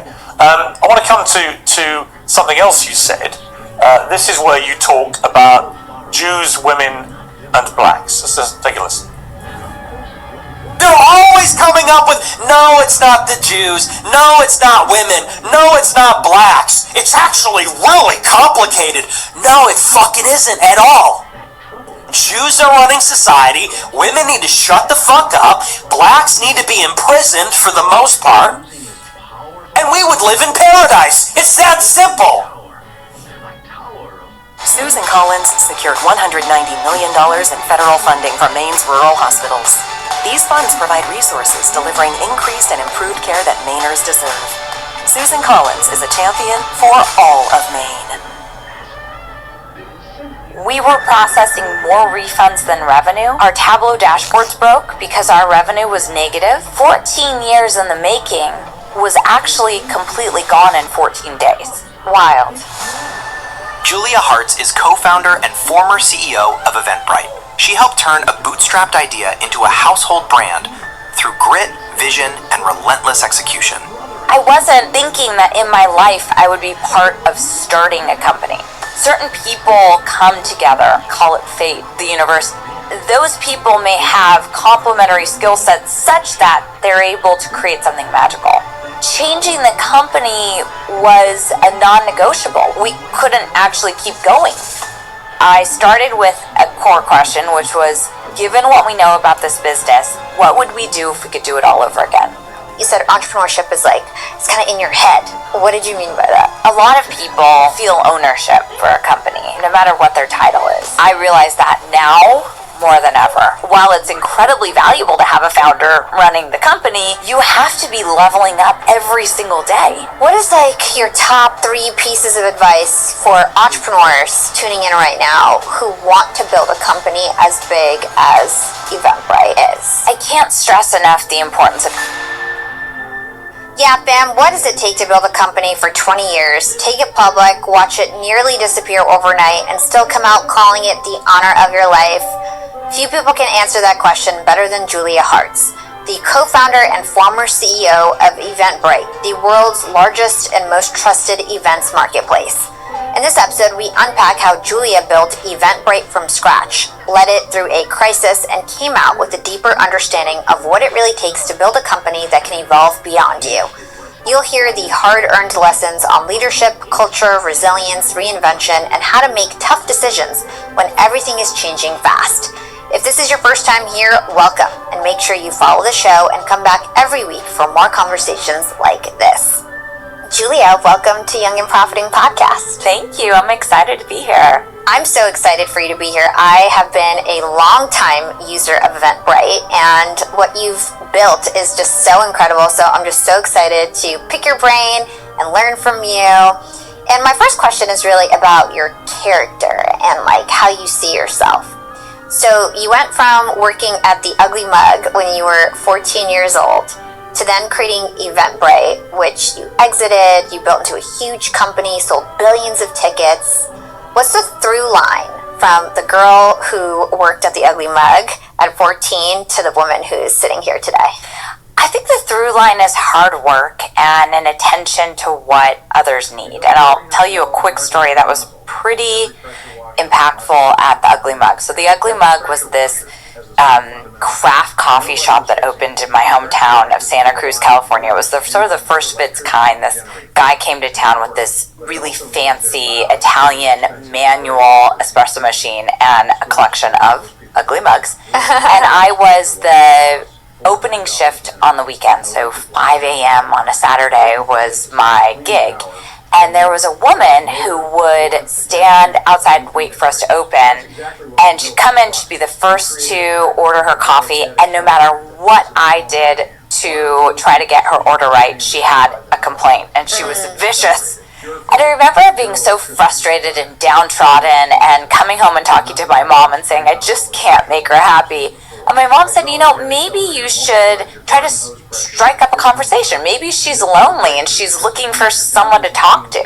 So I stole my parents' Sunday paper the next day and took it in and put it on the counter and waited for her. And then I picked some random story out of the Santa Cruz Sentinel and started to get her to talk. And from that point forward, she was a totally different customer. And I feel like that through line for me has always been about learning through my mom how to use our empathetic skills to understand what people want, and then kind of like a thread, weaving that through everything that I do, and then just really working hard. And I think part of what makes me me is that I have been working since I was a teenager with almost no gaps. I love that, and I can't wait to talk to you about building company culture, because I know that's so important to you, and I know a lot of what you just talked about is probably ingrained in your strategy for building company culture. But before we get there, you've got 4 kids. You've called Eventbrite your 5th child. My firstborn. And I know that you just recently, exited, stepped down as CEO, which must have been a huge deal. So what does Eventbrite mean to you? Well, Eventbrite is 20, and that's a huge age. It's an age that many people are flying out of the coop, and so I sort of feel like, if I were to personify Eventbrite, I would say that I was one of 3 people that helped bring it to life. When Kevin and Renaud and I got together to start Eventbrite, we really were coming at it from such different perspectives and different points in our lives. I had just come from Hollywood, where I'd been working in television development at FX and MTV, and I came to it with this notion of, people getting together in real life around things that they're really, really passionate about it gives you an opportunity to create indelible memories. And I had been on a documentary show that we were piloting where we went around to different fandoms in the country, and I'll never forget going to these meetups where I had no authority nor any clue what they were talking about or passionate about, but these were total strangers that were creating these unbelievable connections in real life. So I thought there was something behind that. Kevin came to it from a serial entrepreneur's perspective where, he had built a business in payments and microtransactions to help immigrants send money back to their families better, faster, cheaper than the incumbents. And so he was really excited about democratizing industry. And then our third co-founder, Renaud, our CTO, really came to it from a place of turning passion into profit. He, during his off hours, is a prolific photographer, and he wanted to build a platform where people could share their skills and their passions, but also make money doing that. And so I think that for us, it was definitely a classic startup story where we were in a windowless phone closet in a warehouse with no money and just bootstrapping this idea. And I think we were really incredibly sure that we wanted to build something that brought people together in real life before we ever had to worry about not being together in real life. So we were prescient that way. So cool. There's so much to unpack there. I can't wait to hear about your your first 2 years and the struggles and challenges and how it grew from there. When it comes to your company and you as an entrepreneur, you actually say that you're not a lemonade stand kid. You didn't start creating businesses. Your husband, who is your co-founder, Kevin, he was the serial entrepreneur. You were working in corporate and TV. And so how did you learn entrepreneurship, and what do you have to say to the folks out there, because this is an entrepreneurship show, about being able to learn the skill of being an entrepreneur? I think that the first thing is that you don't have to be born an entrepreneur. You don't have to fit the mold. I certainly didn't. I grew up in a small town. I was a ballerina. I worked hard. But also being a performer, you learn how to take feedback and make adjustments. But I wasn't thinking that in my life I would be part of starting a company. And I just didn't know what I didn't know. I think we know so much more about entrepreneurship now, 20 years later, but I think that, you don't have to have started a company in college to be a successful entrepreneur by any means. I think what happens is that certain people come together, call it fate, the universe, and those people may have complementary skill sets such that they're able to create something magical. And for me, I'm really great at systems thinking, and I'm really great at understanding what people want. And when I met Kevin and saw, lived vicariously through him, we met at a wedding and we're dating. So, I feel like it opened my eyes to the world of tech and the world of entrepreneurship, and that what drew me in was the velocity. And I'll never forget that first day, opening my laptop and thinking what now? And I'll never forget that moment. And then understanding the immediate allure of building something from scratch. And for me, it connected the dots for me as to why I didn't love school. Because I love to learn by doing. Yeah. And so getting my hands dirty and diving into something I didn't understand and figuring it all out on the fly for the last 20 years. It's not like I woke up a month ago and went, well, I've got it all figured out. I think that's the best part of being an entrepreneur. Yeah. Is not ever knowing and constantly learning and iterating, and I mean that's the best. Yeah, it's so exciting. It's so stimulating every day, where you just are learning something new, solving problems. So you started your career off in TV. Right. And I'm always thinking about how skills that you gain in life, you always end up using the skills that you've acquired. And especially in today's world of AI and creator entrepreneurship being so popular, your unique skill set is just like so important. Like, it makes you uniquely you. It's how you differentiate against AI, which can replicate a lot of tasks, but it can't replicate your lived experience, right? So you being in TV and being a part of like hit shows like Jackass, how did that shape your skills as an entrepreneur, the opportunities you were able to see before everybody else was able to see it? What were the ways that it kind of inspired you to start Eventbrite? Well, I had, I think, a very lucky and fortunate career in television in the span of only, say, 5 years. So it was a very short span of time between the time that I graduated to the time that I started Eventbrite at 25.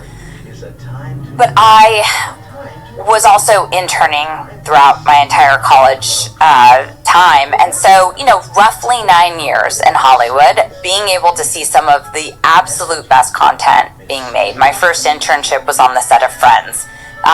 Then, you know, I did a few other internships to try to figure out what I wanted to do and just to learn and what I didn't want to do. And then I found MTV, and I found this department. It was one of 4 series development departments at MTV. There were 2 on the West Coast and 2 on the East Coast. And I was an intern there when the Jackass team sent in their pilot. I think that what I learned in that experience was how you can have an idea that is so groundbreaking and potent and clear. I mean, these guys were sure of what they wanted to do. The best part of working on that show were the weekly legal OSHA standards and practices conference call that we would have, where I was on the creative side, but the guys would be, you know, in their space on a conference call, and they would have to describe in great detail what they wanted to do. And they would this totally dates me, but they would fax over, you know, maybe 4 pages, single line spaced of all of these ideas they had. And then the experts would have to go around and debate how they would actually be able to do these things. And, you know, it wasn't lost on us that we were sort of killing the magic, as it were, you know, as we were trying to recreate their ideas in a way that actually worked on cable. But that definitiveness of what they wanted to do was what I learned. Like, never get in the way of a creative idea and always find ways to enable that. And then at FX, I, again, happened to just be in the right place at the right time when John Landgraf was just taking over.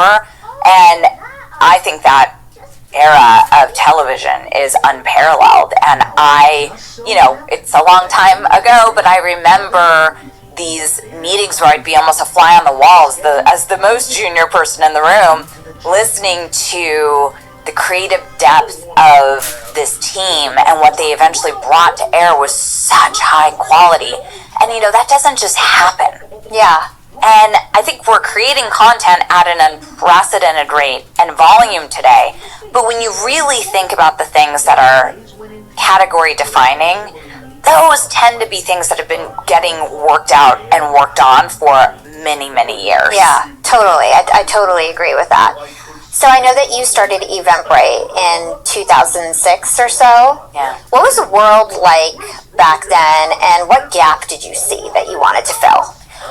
Okay, so I always feel really old when I describe this because it's hard to believe, but there was really no self-service option to sell tickets to events. You had... Okay. Would you like to clarify what you meant there? That's all true. That's 100% true. Everything I said in that clip is true. Including that blacks need to be imprisoned for the most part. Yeah. Yes. Or all of them? No, for the most part. What does the most part mean? What percentage of American blacks would you like to see in prison? Whatever the percentages of the murderers. I think it's 1 in 20 black men will commit a murder in their lifetime, so maybe let's say that, 5%. Oh, so you're talking about black people who murder people? Yeah, oh, absolutely, yeah. But you didn't say that. You just said blacks need to be imprisoned for the most part. You didn't clarify that you were talking about black murderers. Right. No, you're right. That's a good addition to that. That's a great point. Do you think it's funny or? I do. I think it's hilarious. I think it's totally true. Do you think a black American would find it funny? You think that blacks should be imprisoned for the most part? Blacks are my biggest fans. I get high fives all the time. They say, Nick Fuentes, I love your show. They agree with me, and you want to know why?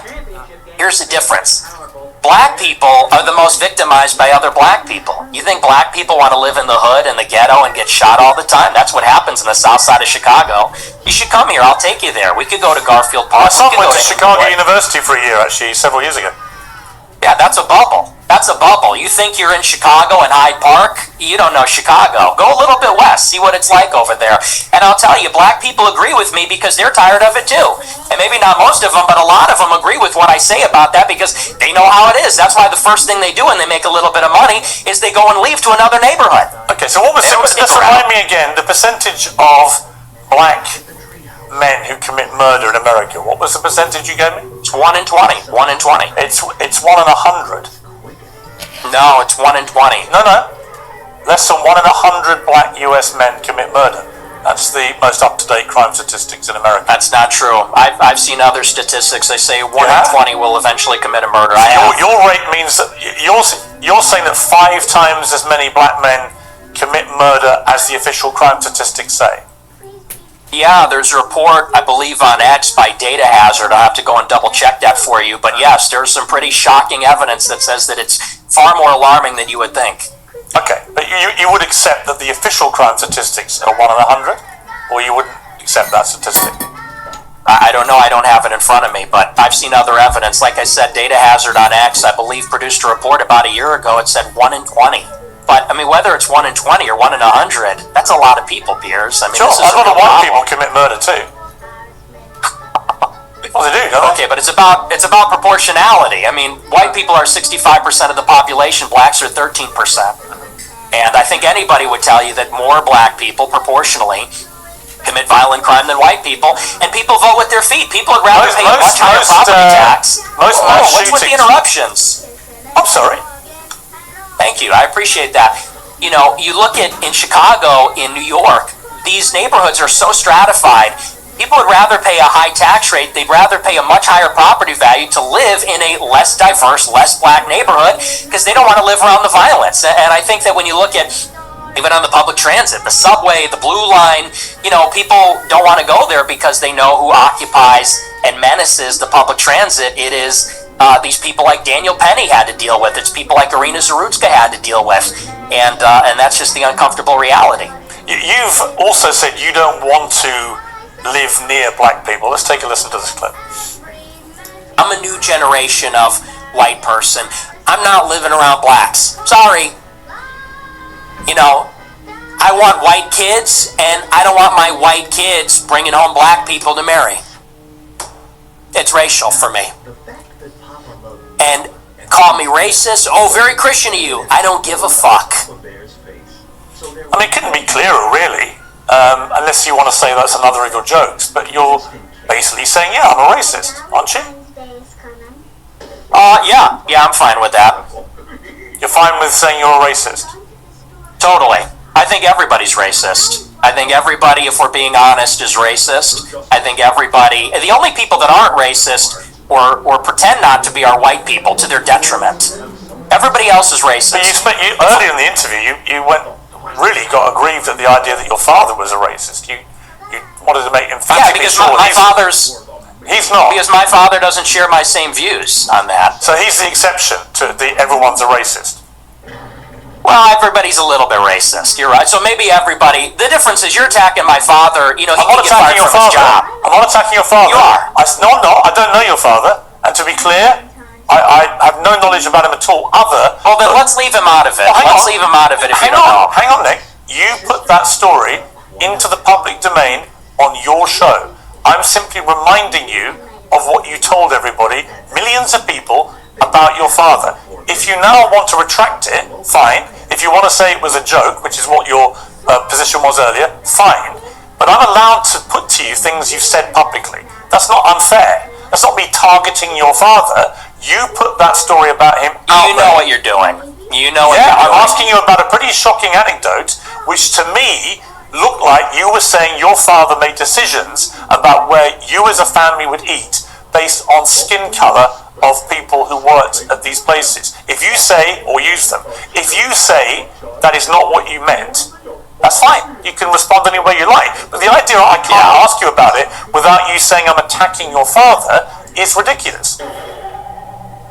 Well, you are, and you know what you're doing, and there's a political culture in America where if you have the wrong views, you get fired from your job. And my father has a job, and if you go on here and say you charge him with racism or something, and I'm put in a position where I don't look like I'm sticking to my guns if I don't say my father's a racist, you're putting him in jeopardy, and he's not here to defend himself or explain his views. And it's very low, and I think you know exactly what you're doing, and people can see what you're doing. I'll defend my views. And I think that, so let's leave him out of it. Let's just not talk about my father, because my father isn't here. I'm here. Okay, well, I'll defend my views, and I'll defend the anecdote. Listen, that's fine. But then do you accept you shouldn't talk about your father on your show? And you shouldn't tell Absolutely not. Absolutely so not. So it's fine for you to put a story out there which would make most people who listened to that story or watched it at the time on your show conclude that he was racist. It's fine for you to do that, but if I then ask you about it, I'm the one who's being unfair and I've crossed the line. Is that what you're saying? Yes. Okay. Yes, you're being malicious. Okay, that's fine. That's fine. Listen, people are watching this live. They can draw their own conclusions about whether what I just did. And they will. Yeah, and I'm sure afterwards, by the way, you'll say, he ambushed me! With your own words. With your own words. That's a little presumptuous. I'm not going to say it's an ambush, but I think that's a low blow.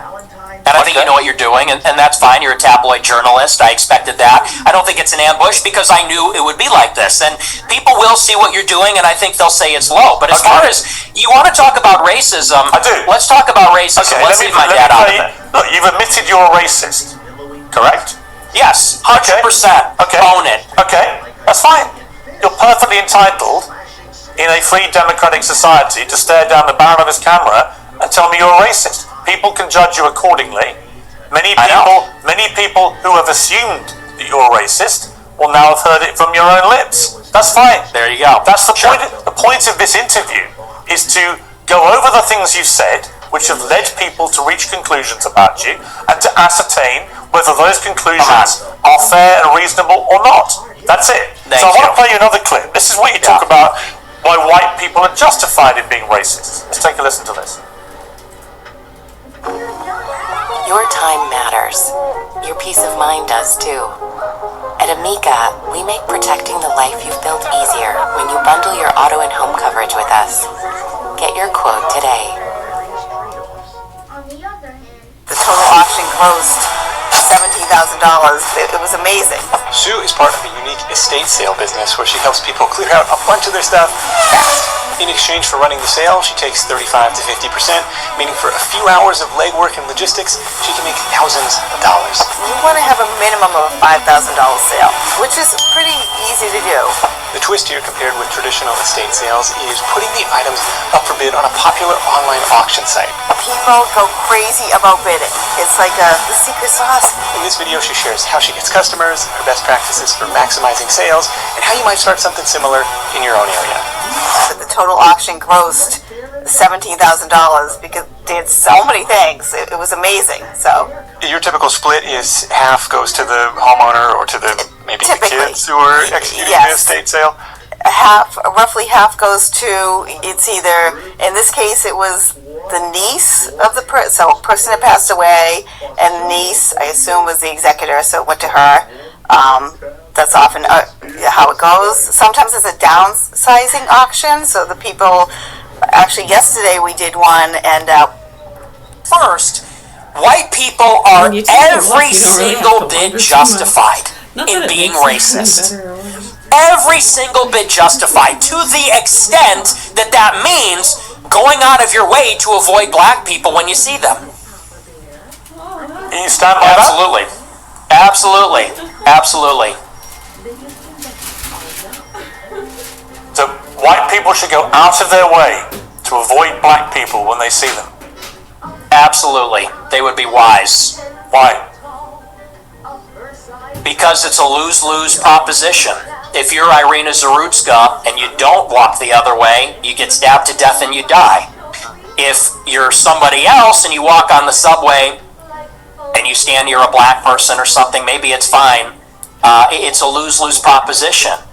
So no, I think that white people have been beaten into submission, that we're afraid to tell the truth about it. And the truth is that when you go into these major cities like New York or Chicago, I believe she was in North Carolina, there is a menace, which is young, black, adolescent men. They're extremely violent, and we have been told that we have to pretend like they are every other person. We have to be colorblind to that.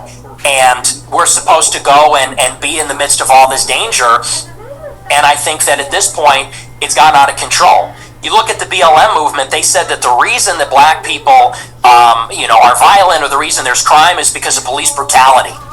Redlining or all these other things. They said we need to get rid of the police, we need to defund them. And a lot of cities did. A lot of cities like Chicago, for example, the police changed the rules of engagement. They don't chase them. It's not a felony if you steal a certain amount of merchandise. They won't chase them on foot. And now the city's totally up for grabs. And now, whether you're in the Gold Coast or whether you're on the Mac Mile or you're in the worst neighborhoods in the city, you might get shot, you might get mugged, someone might run up on you. And I tell my followers, it is better to be perceived as racist or racist and walk the other way and maybe keep your life than to say, I'm a good anti-racist. I don't mind that this person's making me uncomfortable. Maybe he's looking a little froggy. I'm going to sit down because I'm a good person and get stabbed, mugged, whatever. And by the way, this is a strategy. They call it the friendly stranger. There's a crew of them. They do this in Chicago. They stand outside bars, black people. They approach strangers. It's a robbery crew. And they pretend to be a friendly stranger, and then they mug them. And stupid white people say, oh, hi, yeah, nice to meet you. They grin, they laugh, they put up with the nonsense, and then they get mugged, or worse. Sometimes they get executed. And so it's a white person. How do you feel about mass shootings at school? I think they're bad. Who do you think commits the vast majority of the mass shootings? I'm sure it's white people. Right. So how do you feel about that? I think that white people do more antisocial violence. I think black people participate in more gang violence. I think that's the difference. What's the difference to the victims? There's no difference to the victim, but it's a different kind of crime, and it's a different proportion also. Do you know what percentage of white people are school shooters?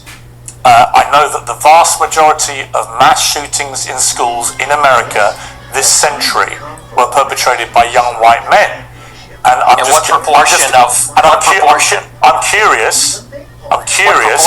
curious whether your advice would be to people who have kids in these schools. Is my mic working? Should they avoid white people at school? Should people with the kids at school avoid young white men at school? No. Okay. Do you know what per capita means? Do you know proportionality? There are more black people proportionally that engage in violent crime or are involved in gangs, especially in these major cities, than there are white people that are school shooters compared to the entire white population, and everybody understands that. Two-thirds of mass shootings at school perpetrated by white people. But what proportion of white men commit school shootings? That's the question. I've just told you. It's 60-65% of school shootings by white people. You're telling me what proportion of school shootings are committed by white people. I'm saying what proportion of white people have committed school shootings. Are you playing dumb, or are you just not that smart? What difference does that make to the children lying dead on the ground? See, now you want to jump on the victims. The difference is you're asking, would you fear white people or black people? And that's the difference. No, I'm not. What I'm saying to you is, by your logic, if we now have agreed that the vast majority of mass shootings in schools are committed by white people and predominantly young white men, then presumably your advice would be to avoid young white men because they perpetrate these massacres. But it won't be because they're white, right? So are you playing dumb, or are you actually dumb? Maybe it's about proportionality. You are because you're. Well, I don't think you are dumb. I think you're smart actually, but you're deliberately avoiding per capita, and everybody knows that's the difference. What proportion of white men are school shooters? It's probably 0.00001%. What proportion of black men have committed violent crimes? It's probably like 5%. Like I don't know what it is off the top of my head, but it's very high. And I would add to that, even as it concerns schools, why do you think parents pay a super high property tax to live in a school district where there's white people? Because they know that if they go to the black school, it's going to be the Bloods and the Crips. It's going to be gangs. It's going to be, you talk about school shootings. Nobody talks about all the school shootings that are committed by gangbangers in and around the school, and all the other violence that's associated with that. I mean, these schools in the south side of Chicago, it's just not. I have an answer for you, Nick. So the proportion of the population who carry out mass shootings is actually the same for black and white. For white people, the proportion of the proportion again, of the are you population. hearing it? No. See, I think the trouble with proportion? your statistics is a lot of them don't bear much scrutiny. We have a bunch of fact checkers checking all this in real time, because you do have a tendency to just come out with a little baloney. And when you say, okay, well, it's true. And when you're confronted with reality, reality, you don't like it. What's the figure? What proportion of white people have committed school shootings? With white people as the denominator and white people that have committed school shootings as the numerator, what's that percentage? For both black and whites, the proportion of the population who carry out mass shootings generally is about the same. No, tell me the number, and yet the only focus of your attention is the black shootings, the black crime. You don't want to live around black people. You want to avoid black people. You don't want interracial marriages or relationships that may produce black people. And yet, when I point out to you that there are many parts of crime in America where actually there's a majority of white people that perpetrate them, you don't care. You don't have any interest in that. It doesn't exercise your mind. Maybe no one's buying this. This argument lost. No one is buying this. Everybody understands per capita, and people can even see what you race ahead and say, well, we're comparing the proportion of white and black school shooters. I said, no, compare the proportion of school shooters that are white versus violent criminals that are black, because that was the basis of the monologue, is that you're very likely, if you encounter black people or a young black man in the city, that you're going to be the victim of a violent crime, of a robbery, a mugging, a car theft, a carjacking, or a murder. That's the difference, and it's about proportionality. And everybody sees past that because we all live in reality. You want to talk about product of your environment?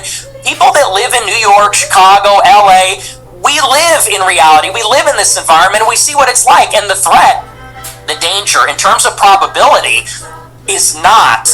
It's not even comparable. And I would say this to your point. If you're in a high school and truly, if you see a white person who looks like a little autistic, he's got the SSRI stare, and he reaches for a backpack, people joke and say, run.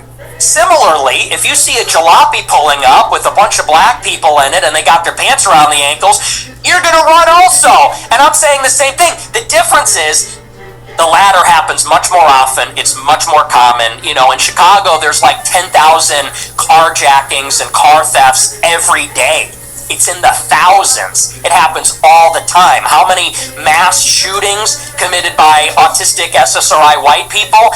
I don't even know. I mean, it's probably in the single digits in the last decade in this city. That's the difference, and everybody knows that. But you're really just trying to carry water for liberal ideology. It's an ideological position. No, I'm really not. I can absolutely say, yes, there is way too much black on black crime, for example, involving guns in Chicago. And black on white, also. Yes, but there is way too much gun violence in Chicago. I mean, it's indisputable. I've got no problem saying that. The difference is, I don't then lead myself into a thought process where I have to avoid all black people in case they shoot me. And you've already conceded that you are a racist. So when people hear you then say, I don't want to be living anywhere near black people, they already have heard you say, I'm a racist, so they assume you're doing that because of people's skin color. I don't think you would probably dispute that, right? Well, you're separating two different things. The monologue when I said I don't want to live around black people, that was after Irina Zarutska got shot. And it's true. I mean, they are largely in this city, in Chicago, the south side, the west side, huge criminal population, and I don't want to live anywhere near it. And I do. I want to live in a white neighborhood. I think that that's extremely desirable, and I think even black people. Again, Nick, you're perfectly entitled to that view. But when you have obviously prefaced all this by saying, I am a racist, unashamedly, then people will assume that all your thought processes about all of these issues are driven by an aversion to people based on their skin color, which is the purest personification of racism. Well, it's not an aversion. I would say it's the opposite. I like my own people. My own people are familiar to me, and I think that's true across the board. I think that people seek out other people that are like themselves, and every other group does this, whether it's blacks, Hispanics, Asians. You know, I get a lot of attacks when I talk about that I'm against interracial marriage. And what's funny is that every other group is against interracial or interethnic marriage. Jews, Chinese, you're the product of an interracial marriage. Yeah, I mean, that's debatable. And Not let's say really. for the sake of Not argument, really. sure. No, you're the product of an interracial marriage, and your father is part Mexican. You're literally, For the sake of you're argument, literally we the can very say person sure. you've just told me you want to avoid. What race is Hispanic? Is that a race? Well, what do you think it is? I'm asking you, what race is Hispanic? Hispanic, of course it's a race. It's called Hispanic. It's a mix between two races. It's a mix between indigenous Americans. It's not and white though, is Europeans. it? It's not white. Well, apparently you're more of a racial purist than me. You got like Not a really. You just keep saying you only want to live in a white neighborhood, but you're literally from a mixed race background yourself. You've literally got Mexican blood. I know, and I live in a non-white neighborhood too. I'm trying to get out of here, though. But I'm trying to get out. But here's the thing: Do you have any non-white friends? Genuine question. Most of my friends are non-white. Most of my friends are not, and non-white people love my show. How many are black? How many of your friends are black?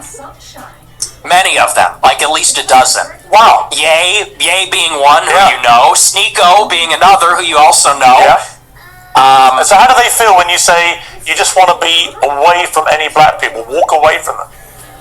Well, you know what Ye told me? I'll tell you verbatim what he said.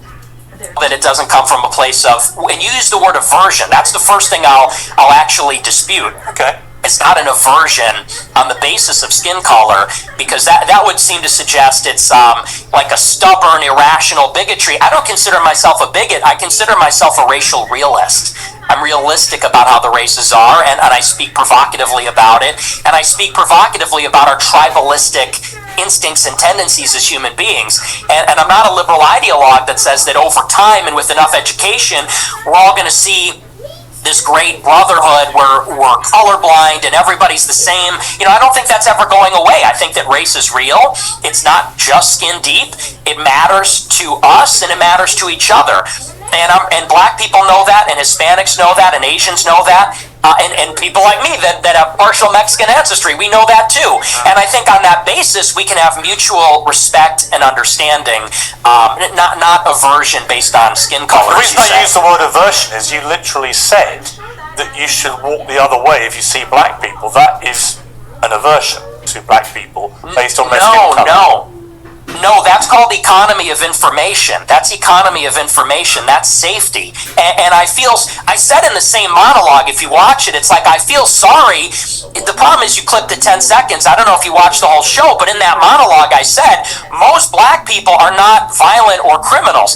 I said, and it's unfortunate that we're going to offend them when we turn and walk the other way. I said, but the problem is we don't know. We can't tell. And someone like Irina Zarutska, she sat down in front of a black man with her headphones in and wasn't paying attention because she was being a good liberal and said, I'm not uncomfortable by this. I'm progressive. Then she got stabbed in the neck. And I said, it's unfortunate that you would have to sit behind the black man to be safe. And if he's not violent or schizophrenic, he might be offended by that. I said, but I would rather offend him than die. How many deranged white men have committed atrocious acts of murder in the last 10 years in America? Proportionally, far fewer. Far fewer. How many? Do you know how many? You have a research team. You pull it up. I don't have it in front of me. You're obviously extremely exercised by that one story, which was horrific, for the record. Absolutely horrific. And should never have happened. The person who perpetrated that evil act had a string of previous offences and should have been picked up more, and it should have been amplified more. I completely concur with all of that. But I just suspect you have no idea how many white people have committed similar crimes, do you? No, because I know it's far fewer from experience. Because it's like you said. Well, and hang on, and I would add to that, Irina Zarutska wasn't the first one. That was also after Austin Metcalf was killed in Texas. Sure. After how many times has it been perpetrated by white people? Well, hang on, let me finish my point. But you're implying that white people don't do this, and my point to you, Nick Fuentes, is of course, I never said white people don't do it. Of course, deranged white people commit heinous acts. But you don't either know. No disagreement. You neither know nor care, or maybe both. Maybe you do know but don't care. You only seem to be focused on black people who commit crimes. And again, if you hadn't prefaced the whole debate about racism by openly conceding you are a racist, I could read other connotations into what you've been saying. But once you said, I'm a racist, and then you only talk about black crime, I think people can watch this and they can say, yeah, he's a racist. And everything that he says about crime is driven through the prism of being a racist who judges people according to their skin color. Well, it's funny because it's quite on the contrary. And I said this in a similar monologue. The problem is not that I wake up and I walk down the street and I see someone that doesn't look like me and it makes me angry. The problem is there's a pattern of behavior, which we've all seen. Blacks in America have become narcissistic, and they become narcissistic because they've been told they're victims of racism, they're victims of slavery. They've been told, really, there's no accountability. If they're rude, if they're inconsiderate, if they're criminal, they are told that they have no agency for their actions. They're being told, if you act in this way, it's because the white man made you that way. It's because the system's rigged against you. And so we have been telling black people this for a generation, and now there's no rules. Now they go, and what we hate to see as decent people, not even as white people, but decent people, even black people too, what we hate to see is rudeness, obnoxiousness, inconsideration, criminality, violence, and that's that pattern of behavior that we see all over social media, on the body cam footage, you don't like black people who play the victim and are rude. Is that your position? I don't like that pattern of behavior. And who are narcissists? I see where this is going. Yeah, you're ahead of me. Turn this around on you're me. ahead of me, aren't you? Because when I said, what black friends have you got? You say, I am kind of black, aren't I? No, not that. You say, I'm not saying so. you. I'm just saying your choice of black friend is Ye, who is arguably the #1 black victimhood narcissist in America. Do you understand the problem? So he's your friend. He's one of the very few black people you want to be associated with, but he's the epitome of what you just said you abhor about narcissistic black people. I disagree. I disagree with you, and I'll tell you why. Because Ye, if you've ever met him in real life... I have, yeah. Okay, well, then you know. He's nothing but polite, considerate. He was very rude to me the last 2 times I interviewed him. He's a supreme narcissist, and he's also... You keep interrupting me. You're very rude. Are you black? I apologize. I apologize to you. I'm giving you a hard time, but I do want to finish my point. I do want to finish my point about Ye. He is a guy who, when I was with him, wanted to make sure that everybody was heard. Everybody felt included. He's actually a very soft-spoken guy, very polite, and by the way, not violent. When you look at all the rappers that are in the music game, many of them, especially from Chicago, drill rap, they're talking about killing people, shooting people, they gangbang. He notably, if you know about him, he got his start because he was a nerd. He wore a backpack and a polo, and he wasn't a gangbanger. He rapped about his feelings and girls and his dreams and his ambitions. So, no, and by the way, he would tell me all the time, he doesn't even feel black. They make him feel not black because he doesn't do those things, because he's soft-spoken, because he's artistic, because he's a bit of a nerd or likes fashion. So I would disagree. He's actually not like that at all. Okay. He's also a Hitler-loving anti-Semite. We're going to take a little commercial break here, and we're going to come back and talk about anti-Semitism and your views about Jewish people, and indeed what Yair said about the same subject matter. As a family farm, when prices go up the way they are, it crushes you. And now Susan Collins voted to support Trump's war in Iran. Gas prices have gone up through the roof. Tell Susan Collins to stop Trump's war. We can't afford it.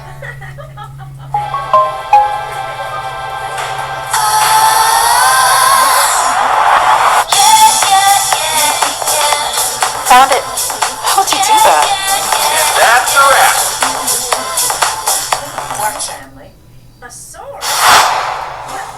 Angel Studios are back with a new must-see documentary. It's called Thank You, Dr. Fauci, and you're going to hear a lot more about it over the next few months. Award-winning filmmaker Jenna Thirst digs into the origins of COVID-19, a possible bio-arms race with China, and claims about history's biggest public health cover-up. It's not a right-wing film or a left-wing film. It's a film about transparency, which is something we should all care about. Thirst pulls over documents and interrogates scientists, intelligence professionals, and whistleblowers. It's being described as Oppenheimer meets Outbreak. If you've ever wondered what really happens behind closed doors, you'll want to see it. Angel Studios is powered by its guild members voting on real stories. You can find out more at angel.com/peers. Become a member, stream Thank You Dr. Fauci, and be part of the conversation demanding truth and accountability.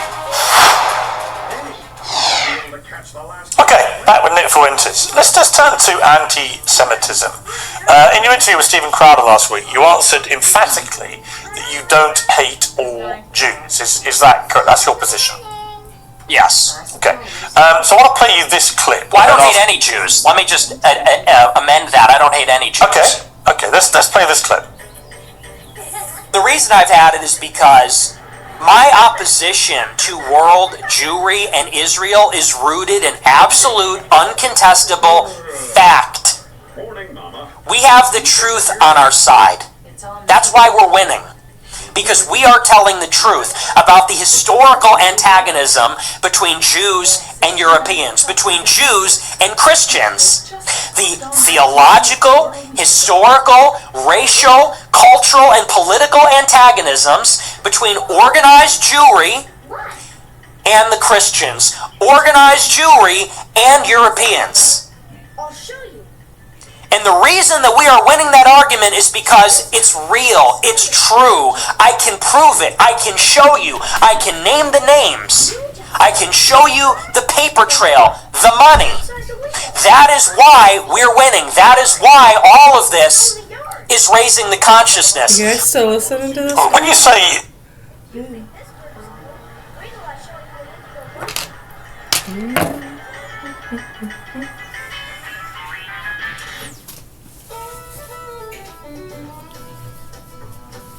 Things aren't always quite what they seem when bears go out for treats. Oh my gosh, it's so nice, yeah. Can't wait to try on my costume. It's going to be the spookiest Halloween ever.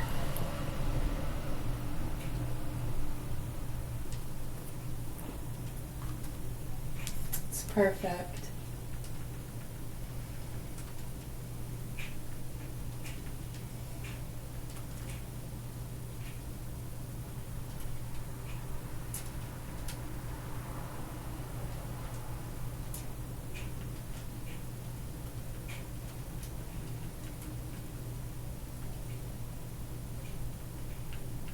Aww.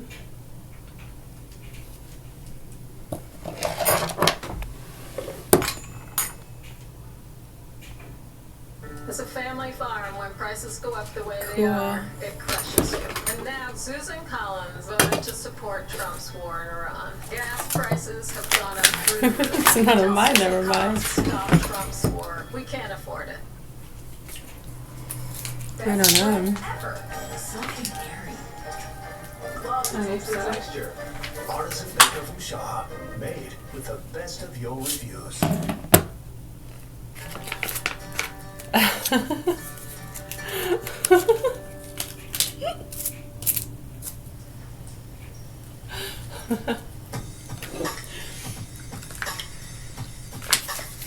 Yeah.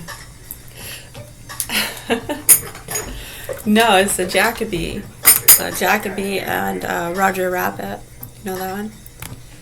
Hold on. Oh, that's still rolling, huh? No kidding. Do-do-do. Yeah, really yummy. I had it with honey mustard. That's really good. Barbecue honey mustard.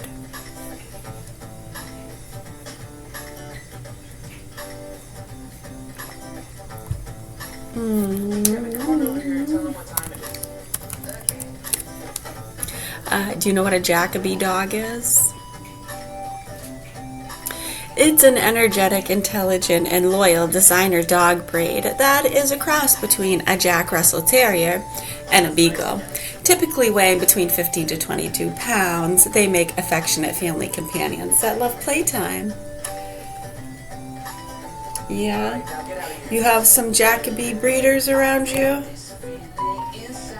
Can't find no balance in my mind. I really hope they help these kids here in Augusta, Maine. Yeah, these fucking nasty people around here and druggies. I mean, the fraud and the abuse is unspeakable. It's absolutely horrific, and how these fucking nasty, immature, druggy people want to act like it's not happening is quite disturbing, you know, to say the least.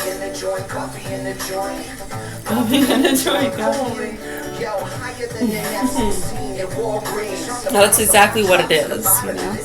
And as you can see, over the years, we tried to get them to acknowledge it without being so mean, you know. Right, and then they know that, and then they know it's going to get to the point where people start to get angry and upset, and then they can turn it into, oh, look who's upset. Yeah, they play these fucking immature games. They're nasty fucking motherfucking pieces of shit. And I really hope they get railroaded hard and heavy.